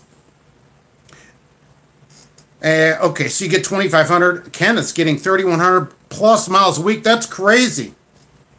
Oh, thanks, Red. I appreciate that. Thanks for being here. Red is in the house. I appreciate you being here today on Labor Day of all days. I did see, if that's you, there's another one of you running around. If that's the real Red Viking trucker, there's another one of you running around with your name, but a different picture, okay, of just the rainbow flags. You may want to look into that if this is really you here, because I can't determine that from this. But if it is, thanks for being here. I see that you're headed out again. Yesterday I was to watch that live video, so thanks for coming in on Labor Day and seeing what's going on. All right. Yeah, you'll take your company over yourself as far as working conditions. Yeah, I-80 in winter sucks. There could not be probably a better statement made than that statement right there. And thank you for reminding us that winter is around the corner. We really appreciate that. Yeah, I don't think it's RVT. You know, I don't know. I don't know, because there's several people with the same name. I don't know if it's him. Thanks for coming for everybody. No, I'm not thinking about Little Viking. There's another guy here who is in some of the comments, and it says Red Viking Trucker, okay? I know who you're talking about. Yeah, well, I agree with you that you probably are. You do have the right picture there. So, and I know there's fakes. There's fakes of everybody. Once you get any kind of viewers, there's fakes. So I just wanted to tell you, if that's really you, there's somebody out there with the rainbow colors as the picture that says Red Viking Trucker, just so you know. Okay, because that is a right. You know, people want to go get if you want to get a channel or whatever, go get a channel, absolutely, right? But don't take somebody's name or whatever. Go start your own thing, right? That's you. That's your thing. Don't kind of try to glom onto somebody like RVT or whatever. Whether you like somebody or not, it doesn't matter, right? So you run Midwest and Southeast. Look, that's going to be the best running, I think, right? Less wind, less. We're going to do less mountains. We want it smooth. Schneider's gotten a lot better. Schneider's one of these companies that people used to hate. Oh, we hate pumpkin. There's pumpkins. Yeah, troll. I agree, RVT, right? Trolls are trying. I agree. I totally agree. That's all I wanted to tell you. That there are people on there with your same name. YouTube shouldn't allow it. Okay, that's my rant. YouTube should only allow one name, kind of like buying a website. When you have a website name, nobody else gets that name, right? Or me, I'm a ham radio operator. My license, that's mine. Nobody gets it but me. So you should only get one name. So that's the story of that, as an aside. But Schneider, look, Schneider used to be horrible. That people hated him. Schneider was my training wheel company. You have nothing but fond memories. But you wouldn't go back. Well, look, Schneider has this big pad in Wisconsin, northern Wisconsin, that I've never seen anywhere else that I think is fascinating. They have this big, I don't know if they do it anymore. They had a wet skid pad, and they would have you skid around this pad in the semi. And I thought, man, that is a great way to do it. And the trailer and that had these big wheels, right, outriggers on it, so it didn't tip over. And they'd slide you around this pad, and I thought, man, that is the greatest training to give somebody ever that's never done that. In the truck, you slide this thing around and you can get a better butt feel of it, right? So you can feel this thing going around the corner before it turns over, and you can save yourself. So, you know, for training in that, absolutely. Absolutely. And if Schneider will put you through free, do it, right? Any place that'll put you through free, even if you got to work there a year or whatever, work there a year. And then it's free. And so they put you through. They're going to pay you. It's not like anybody pays 20 cents a mile. You're going to make some money. Schneider is like one of these other large places. They have all these dedicated accounts too you can get on. Go there. Get in the seat. get your license, get on the road, and then you can determine what you want to do. You might stay there your whole life. You might want to, oh, thanks a lot, RVT. Well, thanks for coming in. Get some sleep. You guys do the most miles I've ever seen out there. But thanks for coming in. I appreciate it. And thanks for coming on Labor Day. Working on Labor Day, too. All right? Have a good sleep. We'll talk to you and Chris. Go Blue, right? See you later. Huh. Right. Get your experience. I don't know about getting out of there, you know? I have people write to me from these large companies all the time that say, look, oh, I've been at this place 12 years and I do a dedicated run or whatever. It may turn out to be the best place. You may stay there your whole career. You never know. Look, my example is where I work. I've been there over 16 years now. We have people come in and quit in a month that hate it.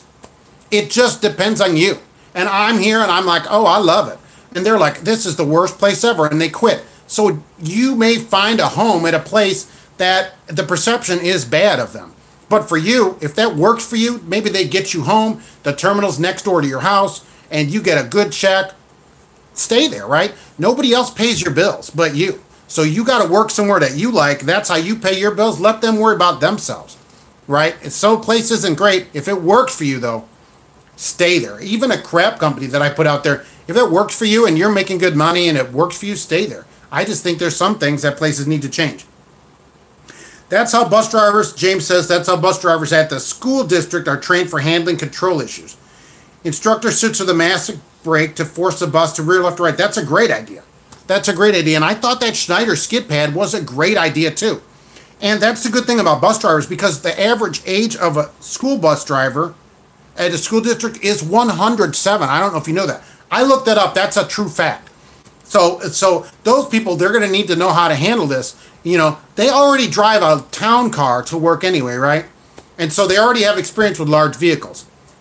And so they can just jam that brake down. And I'll tell you this, in my truck school, when I went to truck school back when there were dinosaurs that we had to drive around, in a white Road Commander, which is a cab over, okay, and this was, you sat here and then the big thing was here. Anyway, over there, the instructor sat and they installed the trailer brake valve over there. And if he saw you doing anything wrong, he'd yank that valve down and pow, that truck would stop. Amazing, right? And he was on it. And he'd be like, you do this or do that or whatever. And the people, there were four of us in a sleeper, would roll out because we didn't have, it was just an empty sleeper, really. And it was just really something, memories, right? The good times. Yeah, town car. Oh, yeah. They're coming in their town cars and their Buicks. Oh, yeah. They're coming, their Electras, Estates. They're coming to work there. Like, you've seen the school bus drivers. We got them around here. They're pretty old because it's a split schedule, all right? I don't want to give them too much grief.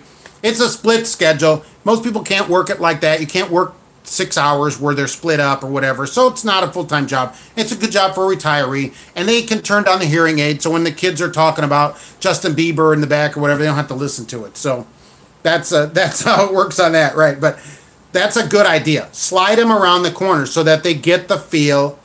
You know, you got to have the butt feel. Let's talk about it. When you feel it off in the ice or whatever, you can feel it. You can feel it. Once you got that feeling, you've got it. You've got it. That's what that's what I think. Get the feel down there and you can get the feel up here. It's all that's why I don't like the truck interacting with you. The trucks do have yaw stability, right? Ours is all electronic stability and everything. I still don't like it interacting 100% where it applies the brakes or whatever, right? When you get in that, and then you might get to an older truck, you know, I want people to know what they're doing. So hopefully Schneider, and I haven't checked, is still doing that skid pad. Hopefully they're still doing it because you still need to know what you're doing. What if that goes out? That's the thing, you get the dashboard lights up. Well, you can still drive the truck. It just doesn't have stability control, traction control is out and all that. It's like driving an old school truck, okay? But you still need to do what you're doing. I don't want people that are relying on it. Don't rely on it. It's an assistant, not something that you can rely on. Mr. Skeptical, yes. Your automatic brakes, I agree, and I talked about that earlier. It'll see a road sign and hit the brakes. It'll not, because it doesn't understand you going around a corner. It's if you're coming up too close to the car in front of you, even though they're turning, you see them turning, it hits the brakes because it can't see. It doesn't understand. Now, someday it'll be able to understand. It'll just kill all of us, and they'll drive themselves and won't need humans, okay? But that's for the future. I don't like it when it interacts. I'll take a warning on the dash, fine. And then I can look and see and understand.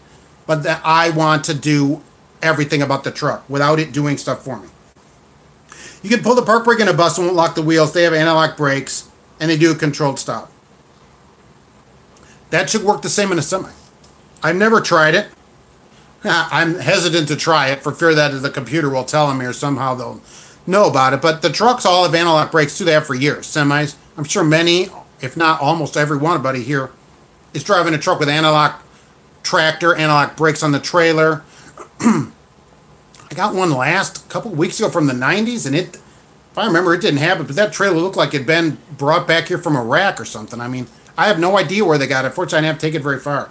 Everything worked on it, but I don't think it had anti-lock. Otherwise, it's got it on there. And I don't know about pulling the brakes, but that should work the same.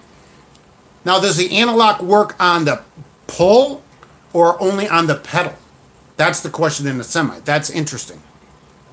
Because if it should actually only work on the pedal, I guess. Because if it had anti-lock, it must not work under 5 miles an hour.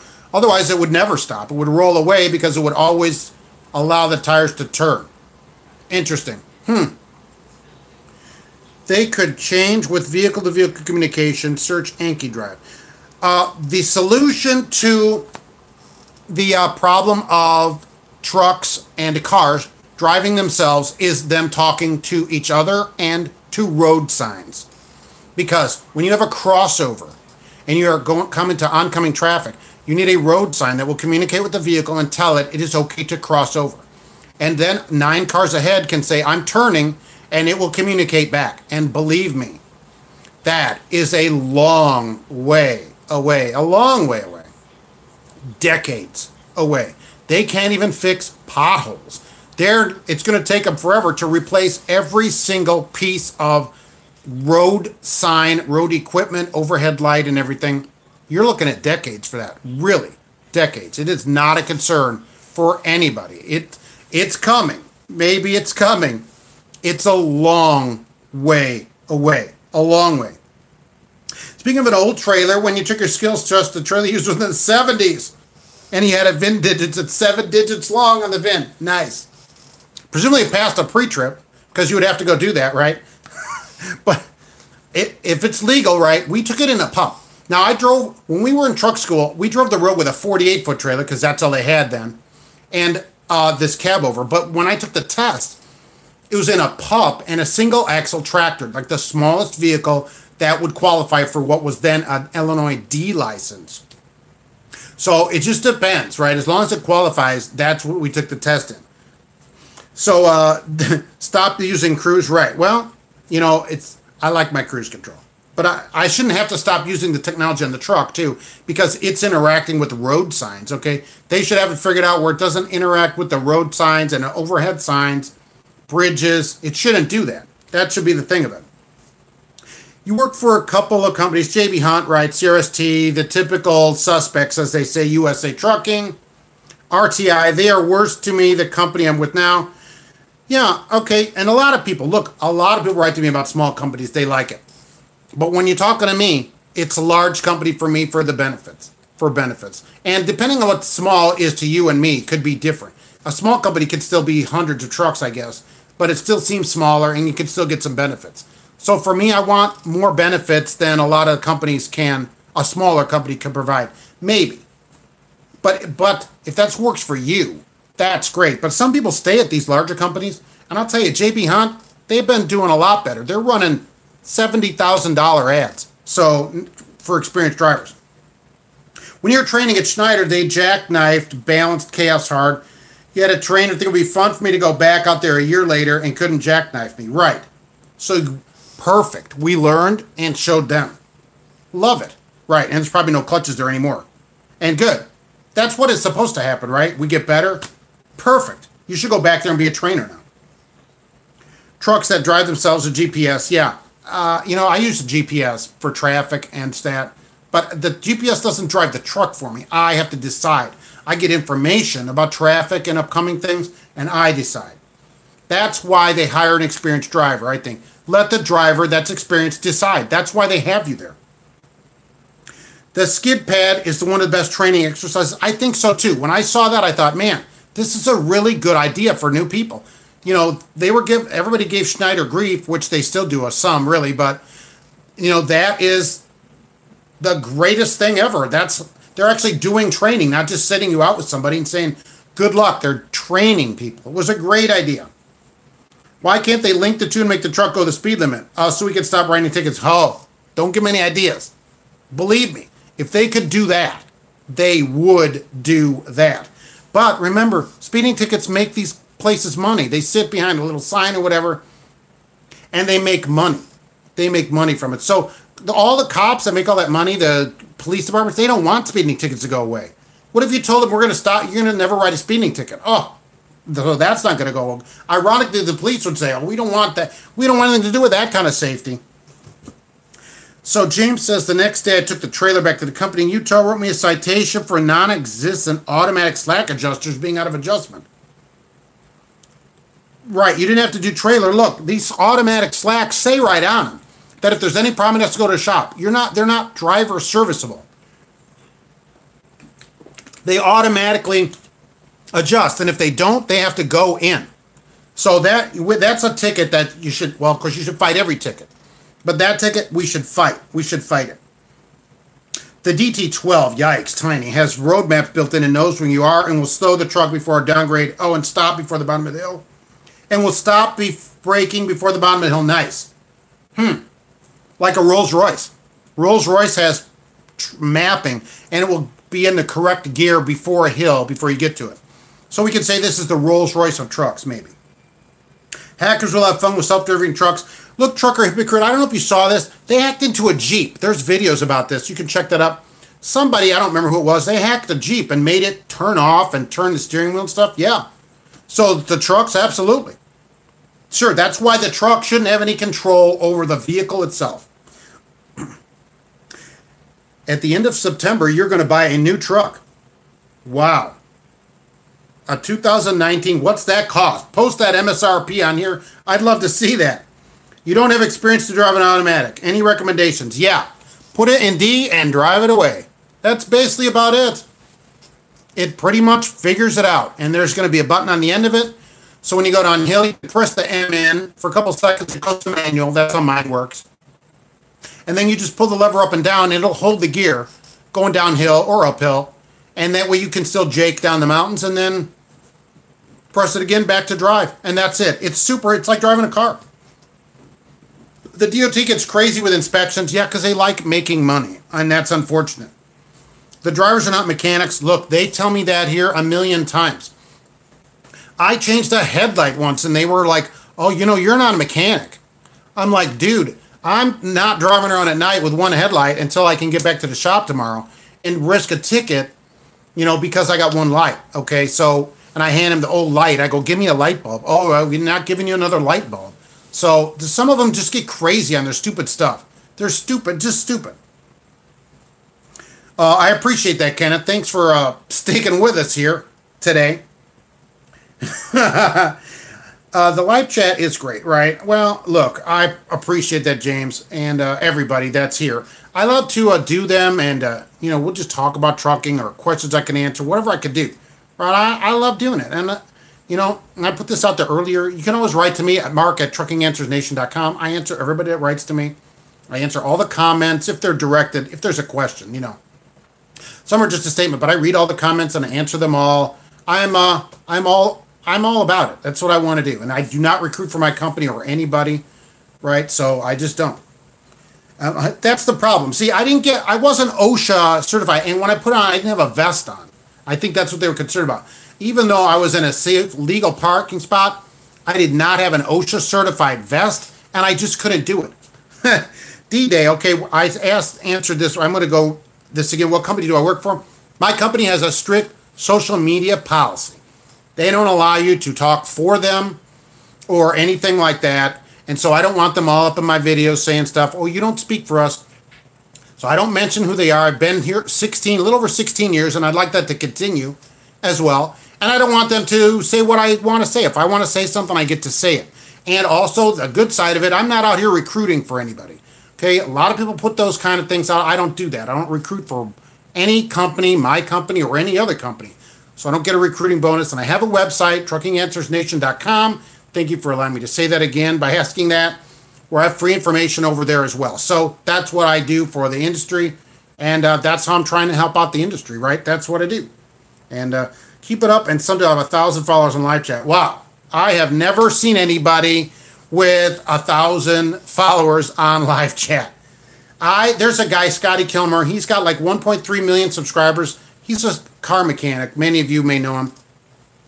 I watched the live chat. He had 591 on there, which I thought, and he couldn't keep up with the comments. So I don't know if I want 1,000, I wouldn't be able to answer everybody's comments. Although I guess I'd be really, I don't know what to say about it, but I couldn't answer everybody's comments. So what do I think for U.S. carriers? I've never looked into U.S. carriers, so I don't know. Again, another one, I haven't looked into them. I don't know anything about them, really. So what do they pay for detention? That's what I ask everybody. What's your detention? They go, well, we'll pay you what we amount. No, what's your detention policy? You had my trip, my alternator gave out. Well, and they sent me to a local shop. While I was there, a Swift driver pulled in to literally have his light bulb changed. See that? Now, I want to make fun of this guy. I do. But, you know, he may have a policy there where they tell you don't change light bulbs. You know, I'm not driving around with one light bulb. I don't care what they say. Even if I had to pay for it myself, that's less than a ticket. Maybe they tell him not to change it. Maybe he's new and doesn't know how to change it. I have no idea what it costs in a shop to get a light bulb, a headlight changed. I gotta believe it's $100 or more that the company paid. I don't know. So I so want to say something about it, like he should change it. What if it's like an HID light? I don't know if you can change that, and some of those Volvos have HID lights. I don't know if you can do that. So I have to, unfortunately, I have to reserve saying anything about him. Maybe they tell him, don't change them. You cannot do it. So I'm not sure. I can't say it. You sent a message to the DOT about the new law. Yeah, everybody go, right? I have a video posted about this. It's a couple videos ago. The DOT wants everybody's comments. We have a few weeks left, a couple weeks left to comment. I have the information in the description about the laws that are changing. Go right on there, click through and comment. Sometimes there's a million drivers. Sometimes they get 10 comments, 12 comments. Everybody bombard them with comments on your thoughts. I'm not going to tell you what to think about that. What do you think about the changes? Watch it and then tell them what you think. Do you want the 30-minute break eliminated? Do you want it? Now it should be a 2-hour break. You get 2 hours of lunch every day. Whatever you want. They want to hear from you. Don't let them down. Don't let them think drivers don't care. They should have thousands and thousands. They should have 1 million comments. Everybody should go on there and comment. Oh, and by the way, you don't only have to put one comment. You can comment as many times as you want. Think about that. Think about what I'm saying. I logged off after only 1 hour driving. Ugh. I'll be down half a day waiting on the tire guy. Ugh. You logged off, but your 14's getting eaten up. How can you still drive? Well, it depends. Yeah, okay, and you love Scotty Kilmer too, right? Yeah, me too. I love that guy. But and you can still drive. How can you still drive 11:14? Well, if you're off 8 hours, right? Well, you logged off duty. You should be in the sleeper, I guess, to do a split. So we can't split because you're off duty. So we need to have 8 hours in the sleeper to split you off duty. We can do a 2-hour split, but that's going to continue your clock. So you just got a problem. You got a problem. If you have a sleeper, you should have gone on sleeper berth if it's legal to do so. I'm not telling you to do anything that's not legal. But then if you had 8 hours waiting there, which would still be horrible, but at least you then would have stopped the clock and you'd have the rest of your day. So that's something you could do. You could start it now, as long as it's safe and legal to do so. But you'll need 8 hours in it to start a split, which I have a video about. He said, sending someone to his other video. But a split is not something you can easily explain, and I do it on a board. Split is kind of difficult, and they're talking about changing that as well.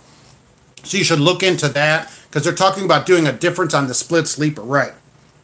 Your new Cascadia is $163,000. Oh. Includes a warranty, 5-year, $500. Oh.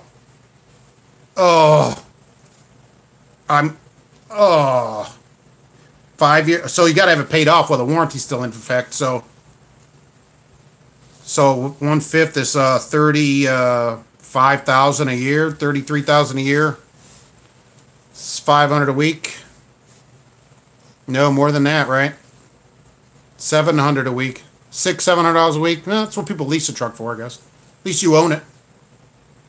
Yeah, it'd be $600 to $700 a week, but if it's your truck you own it, you can do whatever you want with it. People are leasing trucks for that and still have a residual. So, all right.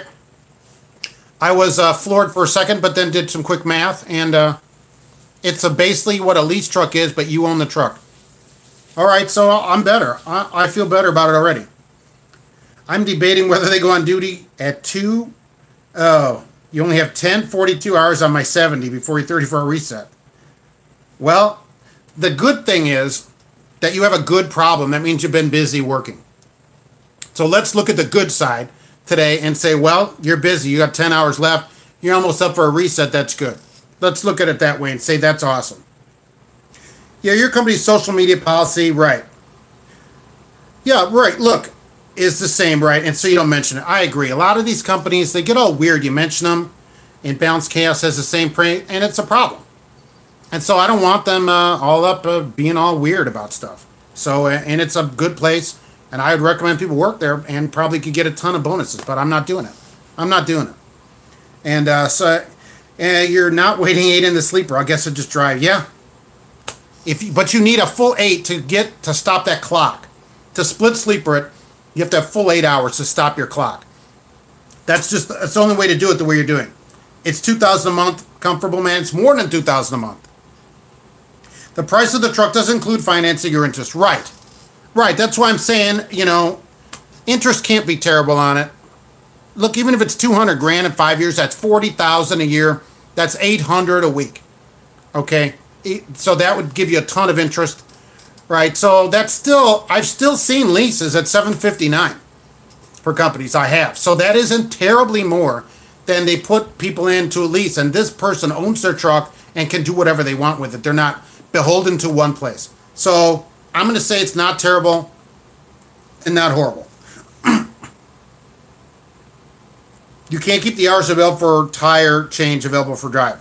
No, because you're going to be off duty, so you can drive the rest of your 14-hour clock, of course, if you're off duty. But you can stop your clock with an 8-hour break. 8-2 split. 8 hours stops it. It stops it. People would. That is true, comfortable man.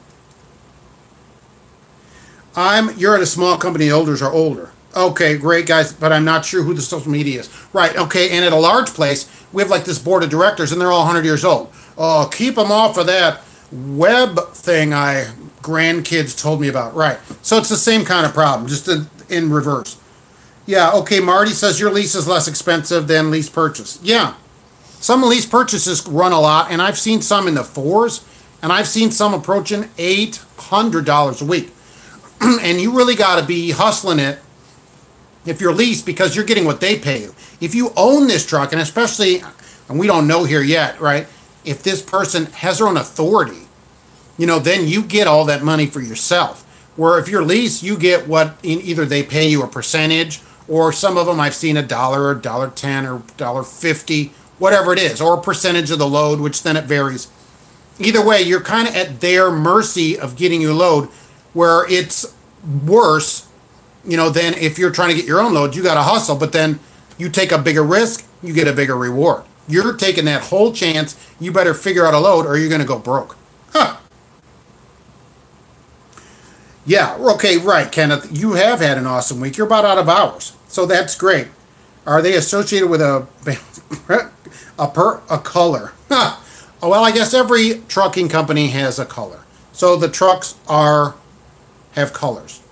And all colors are colors. So, I don't know. I don't know what to say about that. These companies just get weird about that because they don't want, misinformation or people saying the wrong thing, I guess, or just, they just don't want it. And so, when you work there, you can't do it. Well, my email's up there as I go back through there, right. That's great, right. And everybody can email me, mark@truckinganswersnation.com. And I always throw this out there because Jay is a big friend to the show, and I really love this show. Anybody that's interested in hauling cars, be sure to come on tomorrow at 8 p.m. Central, and watch Jay at Auto Transport Intel on YouTube. He's got a live show. And unlike this, he's not just some dude like me talking. He brings on actual industry experts and talks to them for 2-3 hours. So that is great. I do have Twitter. I'm on Twitter at Trucking Answers. I'm on Instagram at Trucking_Answers because somebody had Trucking Answers. I have a Facebook page of Trucking Answers. I'm all over the place. Tweet at me, Instagram. I do some pictures and stuff over there. I do stories. You know, I'm on social media. I'm everywhere that people want to be. Because I want to help people wherever they are. Wherever people go, they may have a question or need some assistance or something, and so I go there. So I want to be wherever people are. So that's why I try to get on all of them. And I'm on all of them. You can DM me on there, whatever it is, right? I'm just everywhere. Amazing for an old dude like this. But yeah, you can follow me over there if you want to. Facebook isn't great. It depends. Twitter, I get a lot of, you might want to follow James. Other people too. Like I get in a lot of Twitter fights with people over there. So I think it can be a lot of fun over there, right? People say the stupid things, so I get involved in stuff over there. Sometimes we'll get in a thing going on over there. And I do a lot of posting there from here, and I link from there back and here. And so it's just all over the place. I'm everywhere. Be there. Get on all these social medias. You can tweet at your representatives and stuff too, and sometimes they'll answer and stuff there because there's not as many people on there. Yeah, Twitter fights sometimes. Sometimes people will say something, and then I just get in and say, no, that's not how that works. You can't take 2 hours, you can't take 3 hours off and consider that a 10-hour break, and then so that's how it goes with that kind of stuff. Social media is getting like Channel 19 on CBs. Oh, yeah. Channel 19 on CB. I mean, the CB is almost only worth traffic now. It's so hard to get any kind of conversation in on anything. My thoughts on pay by the hour and what is the average pay per mile. All right. All drivers should be paid by the hour. By the hour. From their ELD. That's primary. After that, it should be hub miles. But I think all drivers should get paid by the hour. There's no reason not to pay them by the hour. Really. What is the average pay? Certainly in the 40s for a company driver. Certainly. I'm seeing plenty of places in the 40s. So if you're under 40, I think you should start calling. Certainly.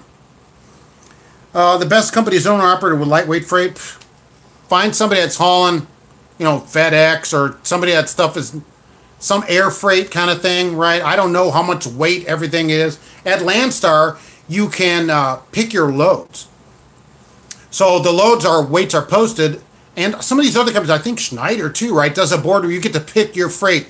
Maybe I've seen others. So then at least you'd have the opportunity to pick loads that don't weigh as much also. So that's not another good thing for Schneider. We're trying to be, this is like a Schneider love fest on here today.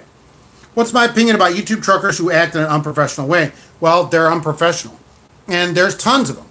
And, people have to decide who to watch. I'm very grateful everybody watches me, but, people watch everybody. And there's some of them are horrible, and then some are great. It just depends. It's like everything else, right? It's like everything else. But but of course, YouTube is private, and people, they shouldn't be banned, of course, right?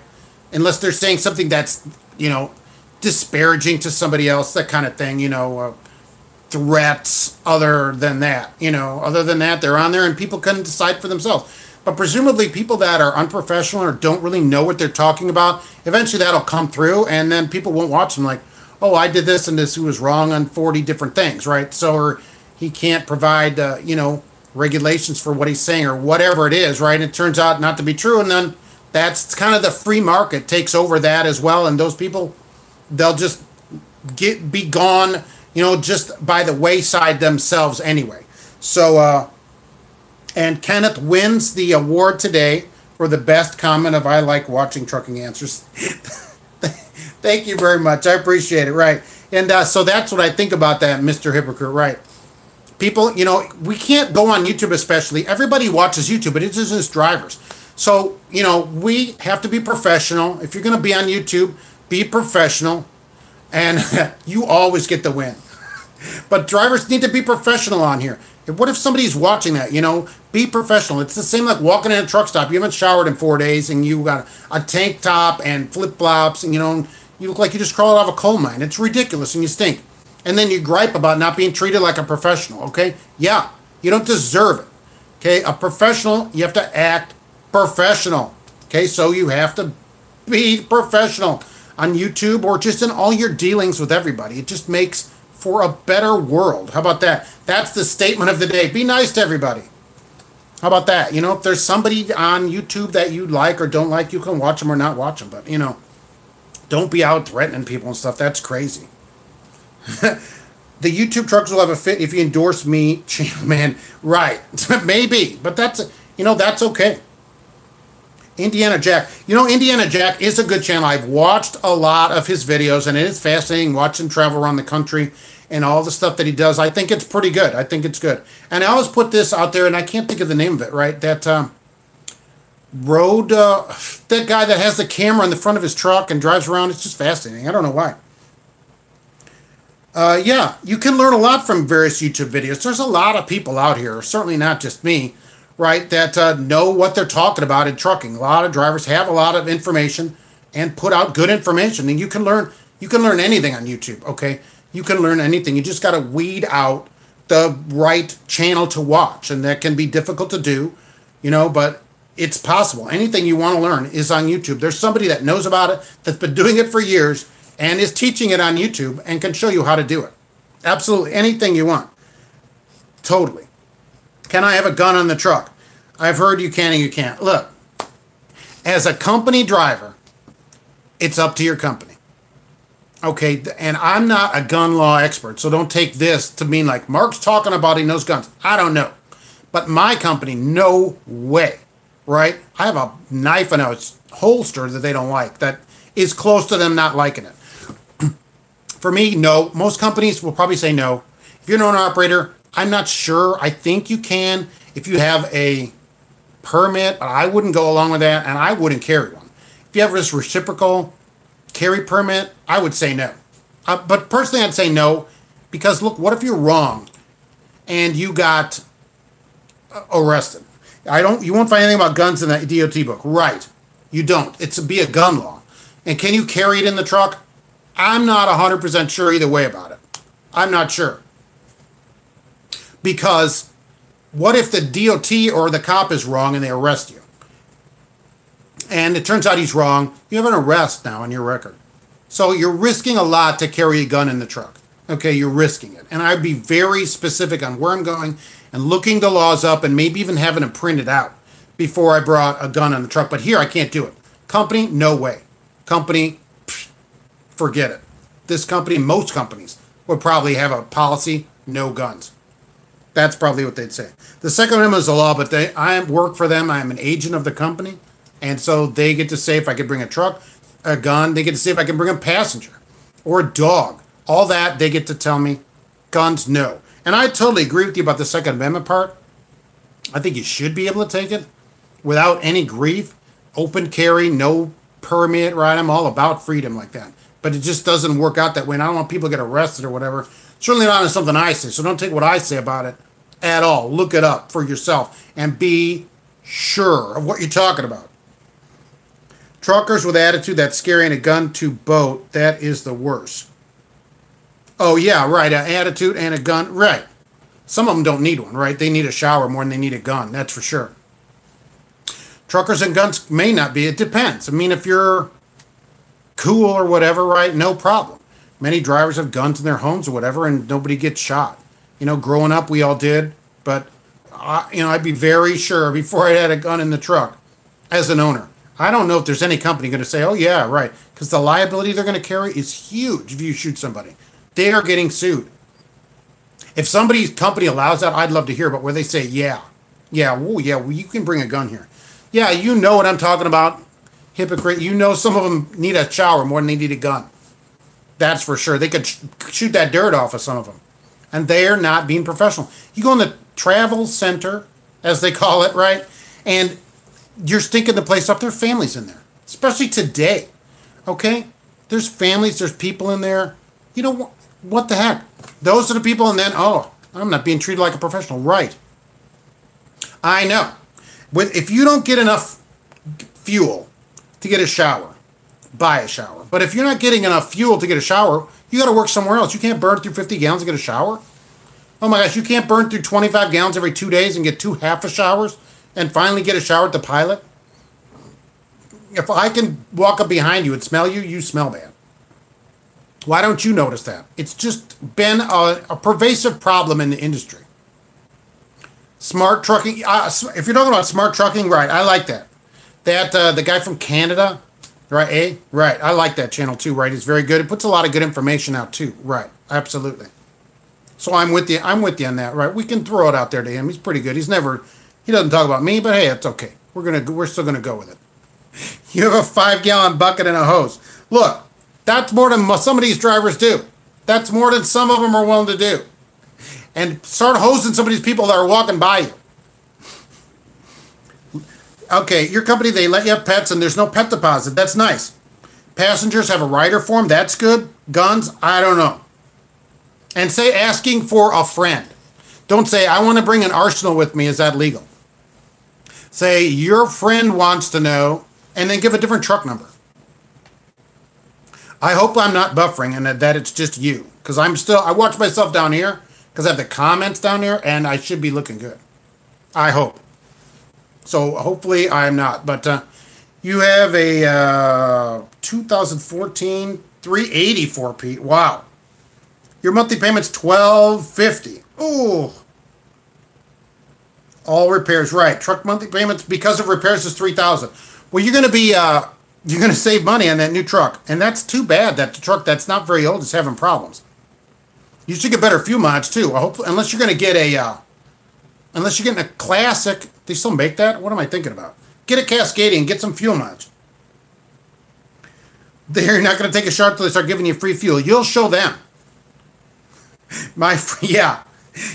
Maybe you can get geeks. Maybe you can get a passenger, a rider thing for that. That's your friend. First name AR, last name 15, and spell it out. And then see if you can get a passenger authorization. Okay, so I was close. New Cascadia payments $2,821. Oh, I assume you're in business for yourself, though, right? You have your own authority for that truck. Because if you have your own authority, that would be better, I think, than paying $2,800 and putting it on at a company. I don't know if you'd make it at that. That is a lot of money. My head is spinning. I'm thinking of the kind of house I could get for $2,821 a month. What's that? The $400,000 or $500,000 house. And around here, I could probably buy half of the town with that kind of payment. So long, but if you have your own authority, we're looking $250 a mile. I've seen on the DAT thing, right? And so some loads coming out way past that, right? Oh yeah, right. Your heart stopped too, right? You can pay your bills at home, yeah, and have a good money left over. That's what I'm saying. So that's a lot of money. But look, if you're getting the money, you can do it. You might end up making more money than all of us if you have your own authority and you pick your own loads, go where you want, get loads that pay good. But that's a perfect lesson for everybody. That if you're willing to take a risk of $3,000 a month, maybe your reward is $10,000 a month, $20,000 a month. Shower every day, and you fill up right. And there's no excuse why a driver can't shower. Your mom showered daily, and she drove your mother was a 30-year truck driver. That's pretty impressive. Huh. Years ago, I remember that they didn't even have separate showers for women. I remember seeing that in the 76 truck stops. There was the shower room for men. There weren't any women showers because there were hardly any women then. Not that there's that many more now. Yeah, exactly. Balanced chaos, right. But he's taking a big risk, as James said. If you don't risk, you don't get a reward. He's going to make more than me because he's taking a bigger risk. I don't have any risk in the truck. If it breaks down, they fix it, give me another truck, whatever. No risk. But then my pay's limited by what they tell me I'll make. But if you have your own authority and are willing to put it out there and risk it, sky's the limit for you, right? You can make more and more money because you take the chance. That's all. I think that's awesome. If you want to do it. But you got to buy all your own insurance. And if you take time off, you got to figure that out. Everything gets figured out. Everything is figure-outable. I heard that from some guy. He's going to love that I said that right. That's your long-term goal to get that. That's great. If that's your goal, let's make it happen. Nobody's getting any younger, right? What are you waiting for? Let's do it right away. Whatever it is that you want to do. If you want to, I tell people this all the time. If you want your CDL, go get it. Go to Looking Truck School. Start calling tomorrow. Look her on the web. Go get it and get in it. It's busy. There's freight. There's no problem getting whatever you want in trucking. Let's do it. Insurance in the beginning is expensive for your own authority. Yeah, that's a problem. I don't know what it is. I've never had my own authority like that. But, well, right, it's expensive, but then, he may get $250 or $275 a mile. And so it could work out. He may still end up making more than us. And geeks, you need some experience. You get it. Don't worry about that. You're getting it. We got a good feeling about you. Your own truck is a dream, so you got to pay right. Live it. Live it. There's the motivational thing for today, to go live that dream. What are we waiting for? What are you waiting for? Whatever it is, go do it. Some have to pay $20,000 for insurance. Holy crap. Well, $1,500 a month for insurance, another $400 a week for insurance. So that's $32.21 a week. Now for the truck, that's a pretty nice house out here. So if you got you're gonna have to make 2,500 miles. You still can do $250 a week. $800 a week for not for insurance. No way. 40 grand. How can insurance be $40,000? How can anybody make money doing that? Then you got to be looking at $3 a mile then. We're going to add the fuel, but we're going to get that off on the fuel surcharge because we're going to get an efficient truck that is efficient enough to basically do pretty good on that. Taught yourself to drive and went through school and still passed everything. That's awesome. I went to truck school, but many people taught themselves to drive. But I got, on the CDL, I got grandfathered in. I had a Class D license, which was way before it. And then when that came in, because I think they wanted 2 years, and I had already had plenty more than that. We just exchanged licenses, and I got my CDL. So I never had the CDL tested because I got my license before that. So I grandfathered into the CDL. Yeah, 20 grand is $400 a week. That's $400 a week. So we're $3,200 a week now. Is it hard for drivers to leave their... Yeah, of course. It should be. If it isn't, then you're not with the right person. I think that's why people that are gone should make the most. They're making the most sacrifice. It's a huge imposition on them to run the house without you there. And it should be something that you consider, as you look into driving, because there are jobs that get you home more or get you home very regularly or daily now. I see tons of ads for that. It didn't used to be like that. Truck blows up, file bankruptcy. Well, I agree. BK it and turn in the keys. See you later. You make more cheddar when you... Oh, I was going to say when you cut the cheese. Ha! But being as I'm like 12 in my head, my wife would yell at me for that, so I can't say that. Ha! Your girlfriend's brother-in-law took me in as a student at his company. Oh, that's interesting. He left after you got licensed. Got offered more pay and more home time. That's great. So you got in, didn't have to do all the training thing. That's good. Yes, you work in a different state than you live. What state do you file taxes in? Where you live. Where you live. And they should be taking out taxes from your home state. Right? Somebody's going to say something about this. So I'm not an H&R Block. Right? But when I lived in Hammond, which was just outside Chicago, Hammond, Indiana, and I would work in the Chicago area, they took Indiana tax out. Okay, and I just filed Indiana. They didn't take out because I didn't live in Illinois. So that's how it was done. I live and work in the same state now, so it isn't a problem. But when I did cross like that, they took out the state tax of where I live. Okay, so that's how that worked. Your first OTR was for a crap company. That's a lot of people. That is a lot of people. But you got experience. You got your license. You got all that taken care of. Now that's over. Now we're into the big bucks. It's hard on you because you hate leaving. Yeah. There's plenty of jobs now that you don't have to do that, though. No, I didn't. Geek says one and work in another. I did not do that. No. They took out my state tax because I didn't live in the other state. Now, that might have changed. Check with a tax professional, as they say. Huh. Texas, correct. Tennessee, right. Florida, no income tax. Alaska, if I remember. Companies in Utah live in Wyoming, right. Utah has a state tax. Wyoming doesn't. Oh, they don't take it out, so I don't think you're fine. But You're going to want to talk to somebody besides me on the tax end of it. I'm not 100% on that, for sure. That's how I did it, but it's been a long time. We moved here in the early 90s. And I've been working in the same state that I lived since then. That's how I did it when I crossed years ago. $47 a day, Ken says, for insurance. That's crazy. That's $12,000, $13,000 a year. Oh, $1,000 a month for insurance. Washington doesn't have tax, state tax either. That's good. Nevada, right, also. A few of them. Maybe we should all move there and then work from another state. I didn't know Wyoming didn't have a state tax. XPO has insurance for your truck a week. No number there. We don't have a number. How much do they charge there? I didn't know it was that much. I had no idea truck insurance, because I don't... well, Prime is on my crap company list, of course.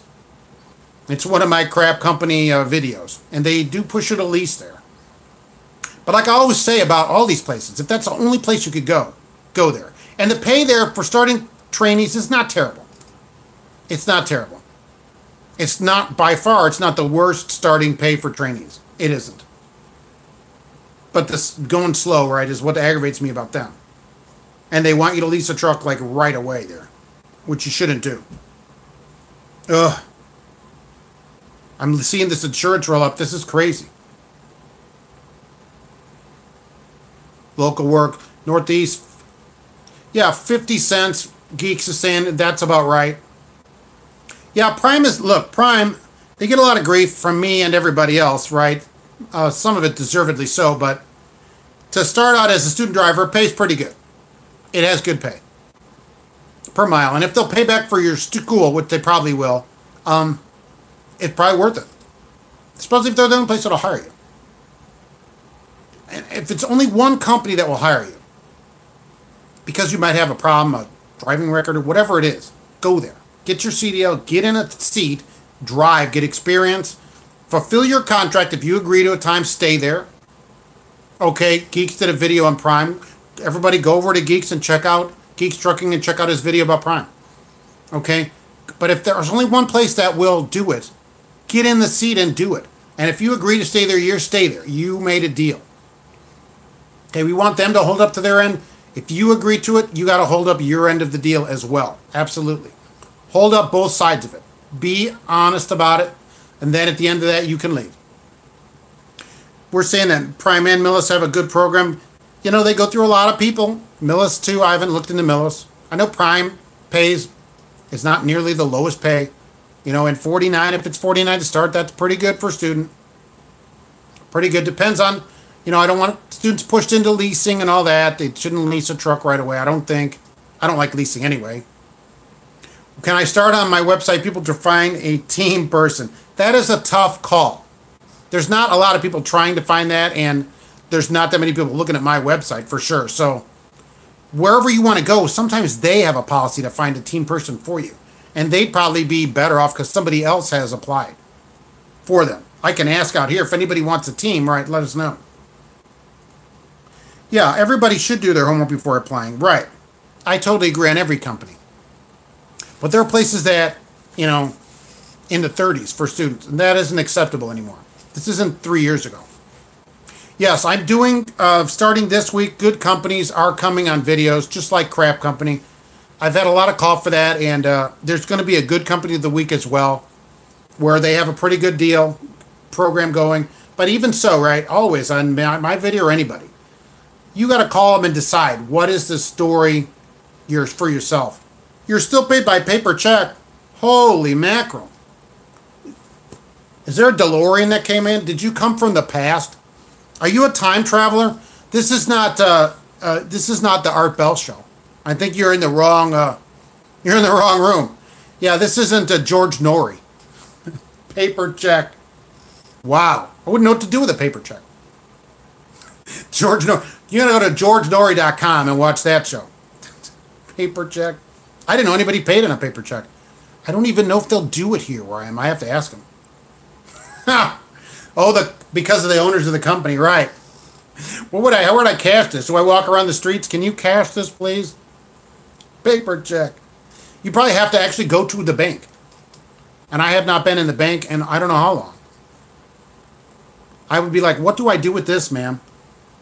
And she's like, I don't know. We've never seen one of those. Let's go ask Edna, who started here in the 30s. Huh. You called Z Transportation saying you needed a teammate. They have a 50,000 sign-on bonus. Well, except I have no one to team with and they don't offer it. If they have this huge sign-on bonus, you'd think they'd have people calling and applying. I've never heard of the place. Oh, your bank allows mobile deposit. I've never heard of Z Transportation. I've heard of A to Z Transportation. And how is the sign-on bonus paid? Because several places are running these big bonuses, but when you look into it, it's not all, it should pay $1,000 a month for 50 months or something. How about that? Or, $2,000 a month for a couple of years. That'd be the best way to do it. It usually isn't like that. If it's actually 50 cash, that's pretty good, but I still wouldn't work there just because of a sign-on. I want to work at a place that is a good place, that pays good, that has good benefits, regardless of their sign-on policy. Sign-on bonuses, they're nice to get if that's somewhere you want to work anyway.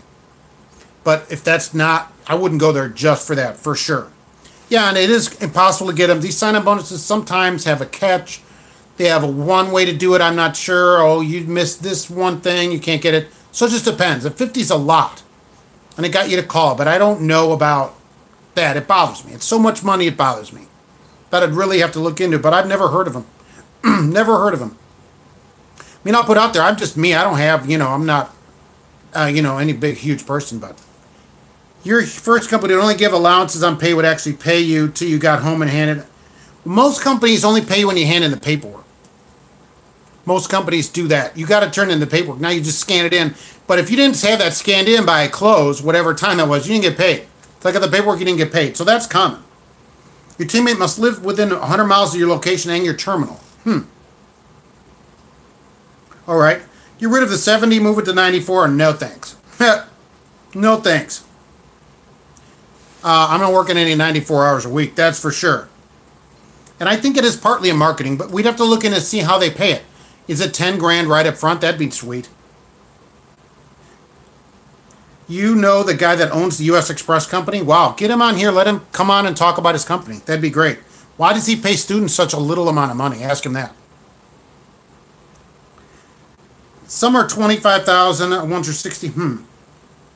Yes, is UFO. That is from the George Norrie. Sent that over here. Geeks Trucking said 33 cents at US. That's really, really low. He's really low. Well, see, being a skinflint doesn't do you any good. You should want to keep drivers, not have them all leave on you because you're not paying any money. 33 is too low. When everybody's giving 40s, when Prime can give you 49 cents, as we're seeing here, 33, it shouldn't even be in consideration then. That's such a huge difference. 16 cents a mile? It could be $400 a week. It could be, it's not worth talking to, for that. Yeah, that's how he is. Well, that's how some people are. They're really cheap. Swift is 38 cents. All right, if you're less than Swift, I don't know what to say. Yeah, I think so, right? Doesn't he do teaming over there or whatever at US? US Carriers, I think it's called. Right, yeah. I believe so. Yeah, when Swift is a better choice, you know you got a bad company going on. Ooh, I think Swift's better. England is 32 split? Huh. Who are they splitting it with? Oh, you're a student, so you're getting half the miles. So you're teaming, 16 cents a mile. I was talking about when you get your truck, but so you're saying, well, you're with somebody else, you're splitting 32? That's crazy. Who splits 32 cents a mile? That's the team after training. That's when they stick you with somebody else, right? Who's another trainee, basically the blind leading the blind. Get $200 more for a short run, you work less hours. It's the art of the deal. Yes, that could make trucking great again. Right. Okay, right. So I never liked that, Geeks Trucking. Well, they put you with another student. How do you learn anything if you're with another student? What if they have some bad habits? And then you're going to pick up these, you'll pick up these bad habits from them. I'm not a fan of it. And 32 cents split? Oh my gosh. 6,000 miles is $1,800, $900 and some dollars. Oh, no. Not teaming. No way. Because that's a regular team then. The two of you are a regular team. Oh my gosh, Sierra England must be killing it over there in profits. Killing it in profits. Is it public? No, it's a private company, right? So we can't check. I think they're still private. Aren't they owned by, they're owned by that same dude, right? You always go cents per mile times miles. Yeah, because it doesn't, if you get $1 a mile, it doesn't care if they only have 200-mile runs a week. That doesn't help you. What if you only run 125 miles a day? The cents per mile game is never the game to play. What do you make at the end of the week? And what are your benefits? You know, okay, so they pay, what if they paid $1,500, but you want medical insurance and it's $287 a week? Okay, for you, that's a huge chunk of money, right? So all that has to be consideration. It can't just be, oh, here's some money per mile. We'll raise you 2 cents and think like you got a good deal. It's not. It's everything. It's everything. And a socks thief wants to know where his socks are. I am not sure about that. Your rate is based off your mile per gallon average at the end of the trip. As I've said, I do not like fuel bonuses. Don't like them. They've heard you do 3 guys in there. I don't think that's true. I don't think 3 guys running in an England truck, like as a regular team, there's no way you could split 32 cents 3 ways and make any money. Because you're not going to get more than 7,000 miles a week, because it's impossible. So I think that might be one of the things. One of those trucking stories that we hear about. Yeah, so I don't, did you look under the bunk? Lift the bunk, they may be down there with the oil containers. You can't make money at 32 cents. It's way, way low. You haven't filed taxes in 2 years. How do I go get my W-2s? Well, you talk to the place that gave them to you or issued them. See if they could reissue you them. Number 2, call the IRS. They have them. They will send them to you. Isn't that convenient of them? Because a W-2 is submitted to you and the IRS. The IRS has your W-2s. And they can give you copies of them so that you can get your taxes done. Right, Trucker is saying, Hypocrite Buster, you could get an IRS transcript. Right, they have your W-2s, and you can complete them there. Believe me, go do it. Go catch up, because it's not going to end good, okay? It just doesn't get to catch up before they catch you. 1 trainer and 2 trainees, I can't be teaming like that. There must be, maybe that's during a training period. There's not a regular team that's running 3 people. Yeah, they go, oh, we've been waiting for you to call. Kenneth works for U.S. Express. All right. How much experience do you have and how long have you been there? What does it pay a mile? So that's a good question right there. The IRS. That's only 3 dudes in a truck, someone's going to die. It's bad enough with 2. It's tough with 2, right? It's not something I'd be interested in. It's not for everybody. I can't imagine 3 in there. I just can't imagine it. And what if you're stopped somewhere? Who gets to share the bottom bunk? Or do you foot to face it? Yeah, that Palance, right. How do you do the bottom bunk? I don't know if they're all like that, Comfortable Man, but who gets the bottom? Do you flip for it? Do you fight for it? Do you Rochambeau for it? Like paper, rock, paper, scissors? Who decides that? Who gets the wall? Who spoons? Who's the spoon and spoony? I mean, what if you're sitting, oh, you got 8 hours off, right? No way. There's no way. Teaming with U Express, the teams can make upwards of 47.5 cents. That's what they say. But I know that Geeks Trucking has called them as for student pay, you know, with a CDL. And they've said to them 33 cents to start as a student. And that's not great. Who's on the bottom, literally, and figuratively. What if the truck, well, I guess they all probably have a top bunk, so I can't go any more into it than that. But 3, no way. And I don't know if that's true. Okay, I don't know if that's true. Although I did see a guy, I didn't have my phone with me, which I should have. He got out of the truck, and him and his wife, girlfriend, and a baby got out, and they put the baby in a stroller and went inside. I'm like, who brings a baby? And this was a little baby. You know, like small, months old. Thought, who was trucking around with their baby? 94 hours gives you freedom to negotiate. I'm not interested in 90 hours. Good luck with your fake news. Okay, well, that's okay. But I'm not doing 90. I'm not going to encourage people to work longer. I'm going to encourage people to make more. We work enough hours. That's for sure. We don't want to just have people work more. Otherwise, why don't we work 170 hours a week or 165 hours and have only 3 hours a week off? That I can't do that. So I can't. No way. Let's just get paid for all the time we already work and give away. You started as a student. Your contract is up. Can you expect better companies to be interested in you with a year experience? Yes. You can expect most companies to be interested in you. So if you call them and wanted to go somewhere else, you can absolutely do that. A year is plenty of experience. Many places will hire you. If where you're at you don't like it, maybe you like it. You could stay too. But there's plenty of places that would be happy to talk to you. So there's no problem. There's no problem with that. Calling a new place, call around. If you find a place, go there. What do I think about XPO? Will they take a student there? Or, a person without experience? Maybe they will. Don't they run a lot of day cabs too? So if you're near one of their terminals, yeah, all right, if they'll take students and you're near a terminal, you could potentially be home every day there, right? They run them around here, day cabs all day long. A guy at work came from XPO, he's making 6 figures, but working hard. Well, you would have to work hard to make 6 figures, that's for sure. No question about that. But maybe you could run that. I mean, I know you're on the East Coast somewhere, if I remember, so there should be a terminal near you. You could commute there. You'd be home every day. It probably works like when I called Old Dominion. The daytime drivers made hourly that made all those pickups. And line haul at night paid mileage.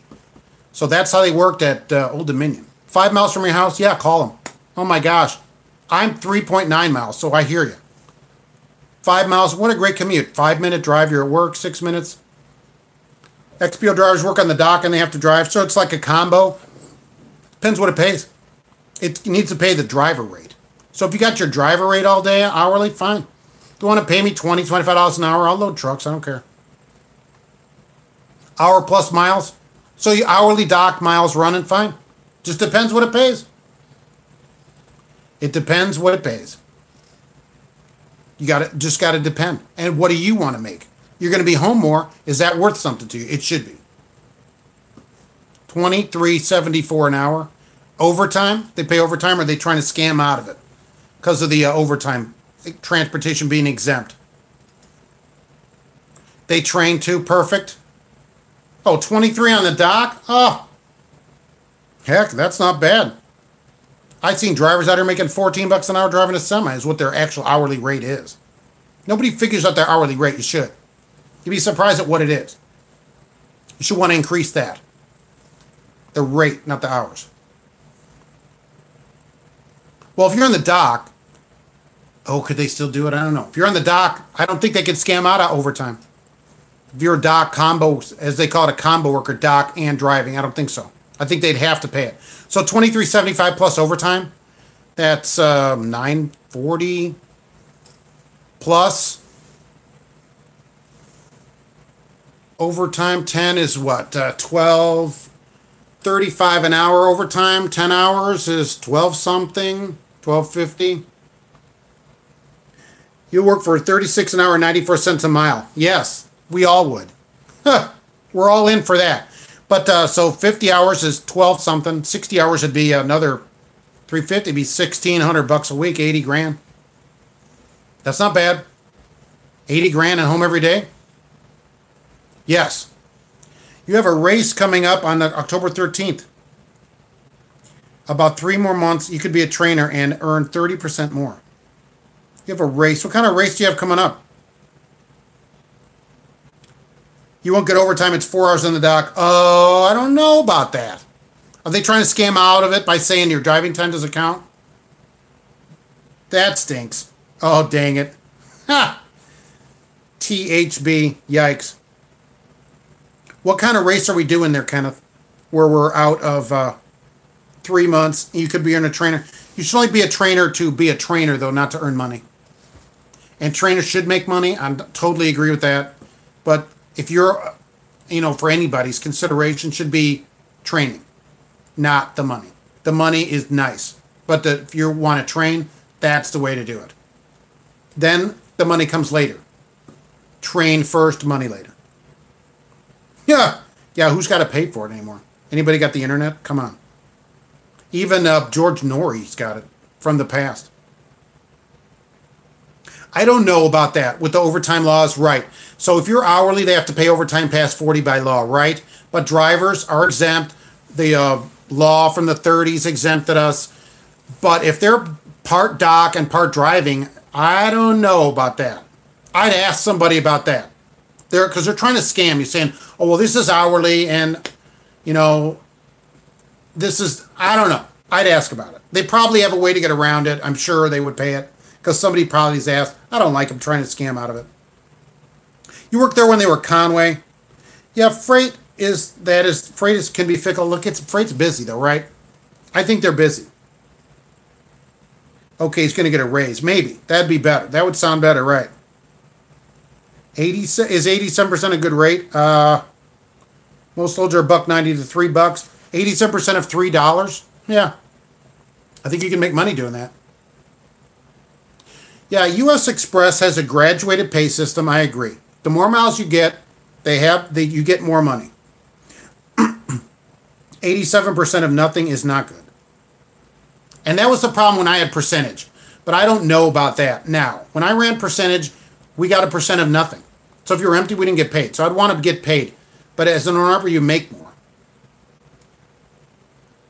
Yeah, I agree with you. I ran team and have no further desire to do it, whether one or two other gentlemen are in the truck. No way. Because I don't know about... It's just not for me. For some people, they love it. They can do it. I'm not in it.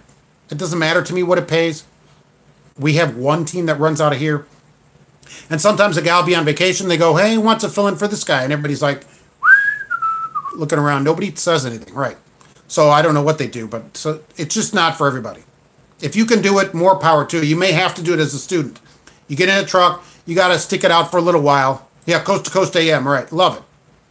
Landstar is 65% on a good rate. And don't they have, this is what it was when I did it, 3%. You got 65% or 66% of 97%. But you got a higher percentage if you brought a trailer. You got like 7% more, and you could buy the trailer through them. I don't know what it is today. It's worth looking into. I thought it was a good deal. The next best thing to having your own authority. Having your own authority is probably the best way to do it. You teamed for 2 years, and much of it was a nightmare. Yeah, I agree. But you did make your best friend in the industry. Well, yeah, I could be friends with him outside of the industry, certainly. Right now, earning $800 a week. Well, hopefully that's net. You're not going to do teams. Yeah, I agree. You got to really think about it. You got to live with somebody in a box for weeks, maybe more than a week, 2 weeks, 3 weeks. What's a good daily rate to get paid if you're broke down in the shop? Whatever you make a day. You should, if you're broke down the whole day, you should make a day's pay. So whatever you make a day. So example, you make $300 a day every day, whatever, $1,500 a week. You should get $300 if you broke down. That's what I think. It should be the same for holidays, whatever it is. Highway surfer, I appreciate that. We're always repping for America here, for sure. But your daily rate should be your daily rate. So whatever you make. They shouldn't say, well, we pay you 4 hours or whatever. I never like any of that. And a lot of companies do it. The buying of a truck as a team is the safest path. Well, you'd get the most miles. You'd put the most miles on your truck, but you'd probably make the most money because the payment doesn't go up if you have two people in the truck. So if you're willing to do that, then you can run 6,000 miles and you still have the same payment. You're living the dream as an owner-operator. Good. That's what I like to see. People enjoying what they do in trucking. There's everything from being home every day to being gone the whole year, own a truck, company driver. That's the greatest thing. You get to choose all that. You went to Melton and they were offering teams out of Texas, but that was dissolved. Dang it. Okay, you like my rants. Well, I try not to rant too much. I appreciate that. I should be able to get all the information I need up front. Yeah, we're probably talking about this Stevens thing. Look, when I call a place and they don't want to talk to you, that's a red flag. That's a problem to me. They're like, apply and we'll tell you information. I'm like, tell me information so I can apply. And she's like, no. And so what the heck?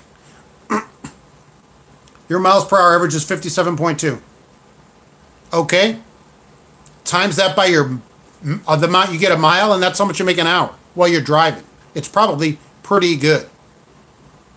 I do try to tell it like it is. And look, if a place won't talk to me, you got to really think about why they don't. I would never apply to a place that won't talk to me, period. It's one of the places I say don't apply to because they won't say anything to you. So I'm not applying until at least I got to get information. I would call, you got to call and get information. If I can't get it, they're off the list. If they don't want to talk to me, fine. They can just be gone somewhere. Yeah, look, why isn't there a truck driver union? I believe it is illegal to have a nationwide truck union. I think that was decided in court or at some point, right? Not allowed. Active duty straight to owner operator. Well, I say no. I think you need some experience in the industry just to get the feel of trucking. You're going to want to learn how to drive, you know, when you got to try to make your own way in it. So I'd like to see people get a year of experience before they bought a truck, at least, kind of, drive 4 seasons, get an idea of how freight works and how you like to run and everything, rather than just go in because you're making a big investment in something that could turn out the wrong way and you end up broke. So that's what I say. Get a little experience before you just jumping with both feet, right? And they do want the information to harass you, right? I totally agree. Look, and when I call, they always ask, oh, what's your name and number? I always give them that, right? No problem. But they can't just say, well, we're not giving you any information about our company until you apply. How much is insurance? We're not telling you. What's the pay? I'm not telling you. Did you apply? No. Well, then we can't tell you. Well, I can't apply to tell me. Well, they're like, well, so I'm off. I say don't ever apply there. You're a company driver, James says you're home a day or so a week. Girlfriend begs you to stay home more. So you took a week off. She was ready for you to go back. That's too bad. You should be home more, as much as you want to, and you two work out, right? That's between the two of you. Too bad she wants you to go back. Don't expect to get a big unit and start as your own operator. Well, right, and that's some of the things that I think you should learn about the industry. At least be learning a lot about it, right? How does everything work in it? How does fuel mileage work? Where should you run all through the year? There's a lot of things to know. Take a year and work for somebody else and see how it works. Let them take a risk for a year before you take a risk. That's what I say about it. Oh, you're going to get your first raise? You'd like to negotiate the national average. Okay, well, you're not going to be able to negotiate with a company. They're probably going to tell you what they're going to pay, and it's going to be either take it or leave it. That's going to be most companies. So your negotiation is in, I'm not taking it, and they'll tell you to go somewhere else, probably. You'd like to talk to me off the record about this race coming up. Okay, fine. Send me an email, mark@truckinganswersnation.com. We'll see what we can do. Whatever it is, right. But, yeah, get something. That's always my thing to owner-operators. Get something fuel efficient. Be efficient. That's one huge cost. Get the most efficient thing you can get. It may not be the super big long nose, but get something efficient, because when you start spending all that money, look how much the difference between 6 and 8 miles to the gallon is. It could be the difference between broke and being solvent. Yeah, you make trucking what you make out of it. I agree. What the good company you should do a page like. Yeah, look, we're doing good companies. This week is coming up, and there's going to, as I do the crap company on the website, there'll also be the good companies. I'll be listed on there as well as doing videos here about it. Good companies, and just like the crap companies, people always tell me that's your opinion. Yeah, it is. That is my opinion. And the good company will be the same way. You should always check in for yourself. What kind of deal will they give you? You know, what are you going to get in your area? But I'd like to give people the things to think about, like, we're not going to pay you holidays is something to consider, or we only pay you $200 a week for vacation. Those are things to consider that people may not consider. We don't pay detention unless we get it. Well, how do I know if you get it? All those are things to think about. And that's what I try to put out there anyway. You drive 379 Pete's? Yeah. Well, you're not going to be looking at 9 miles to the gallon probably. Your first truck is $7,600 after truck run on fuel. Is that, so that's their money in it? Wow.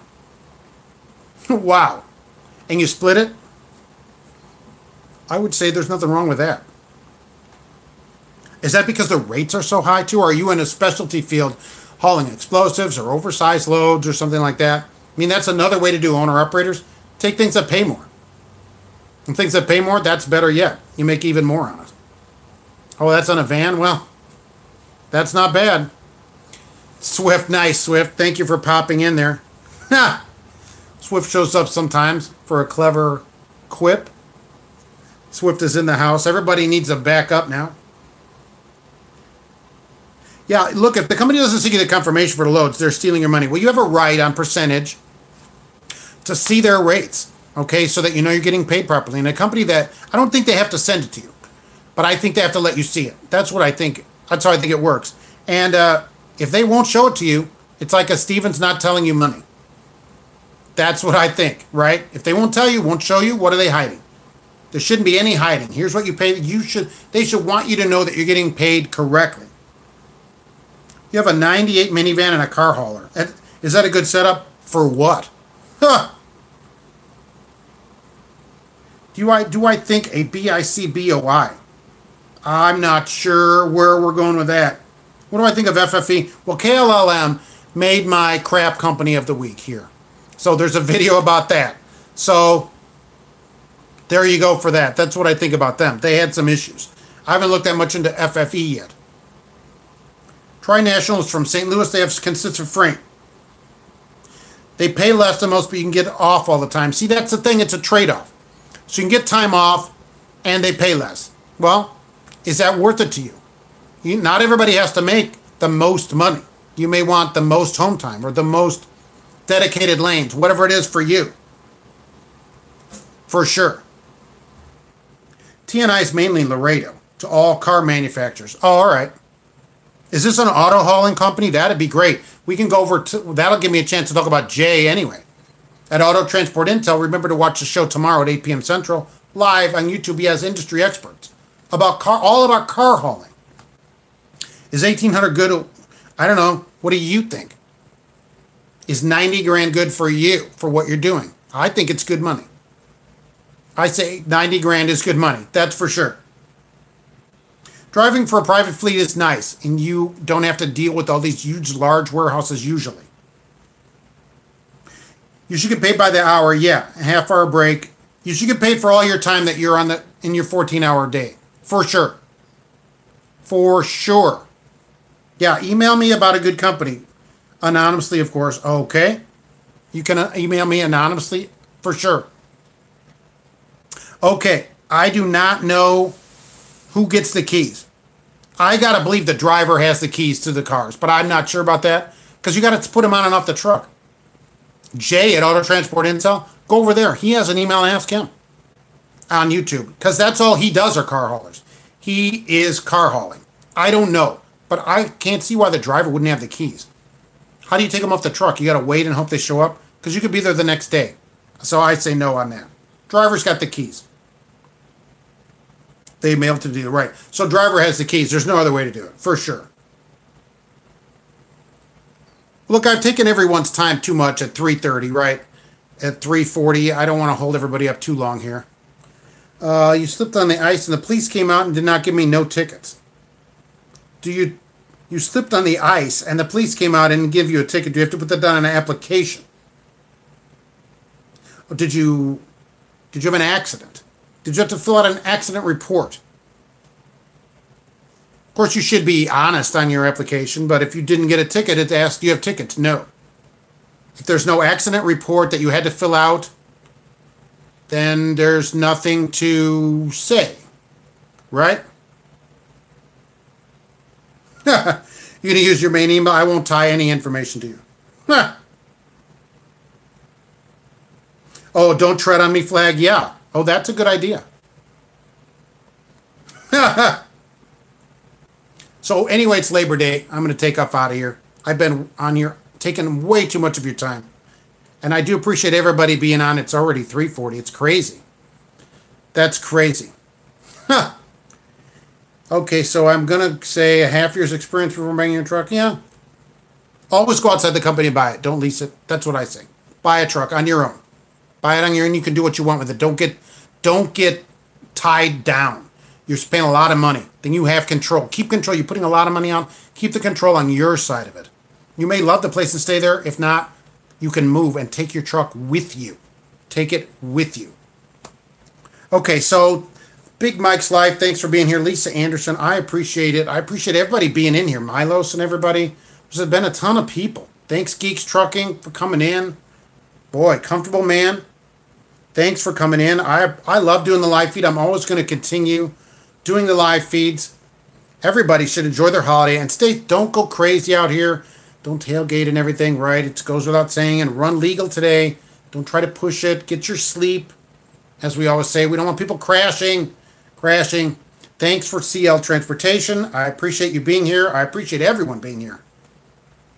And Trucking Hypocrite Buster. Oh, I appreciate it. Thanks for coming in here, subscribing. Thank you, Corey. I appreciate it. Don't forget to go to truckinganswersnation.com. You can find some information on there. I try to update it every day. I'll be on there tomorrow doing a blog and everything. A blog. Send me pictures of your truck. I'll post them out there for everybody to see. And anything you send me, it's just kept me, right? I don't post anybody's information like that, okay? So what you send me, that's just between us, okay? So that doesn't go anywhere. It's not sold to anybody. I'm not doing it for any of that stuff. So always remember that. And I want to thank everybody. Have a great Labor Day. Thanks for being here for this long live feed. Gosh, it was super wonderful. There's going to be more videos. And I am going to head on out of here. Thanks for coming in. We'll see you soon on the next one. And as I say, we'll see you on the road. Thank you. See you later.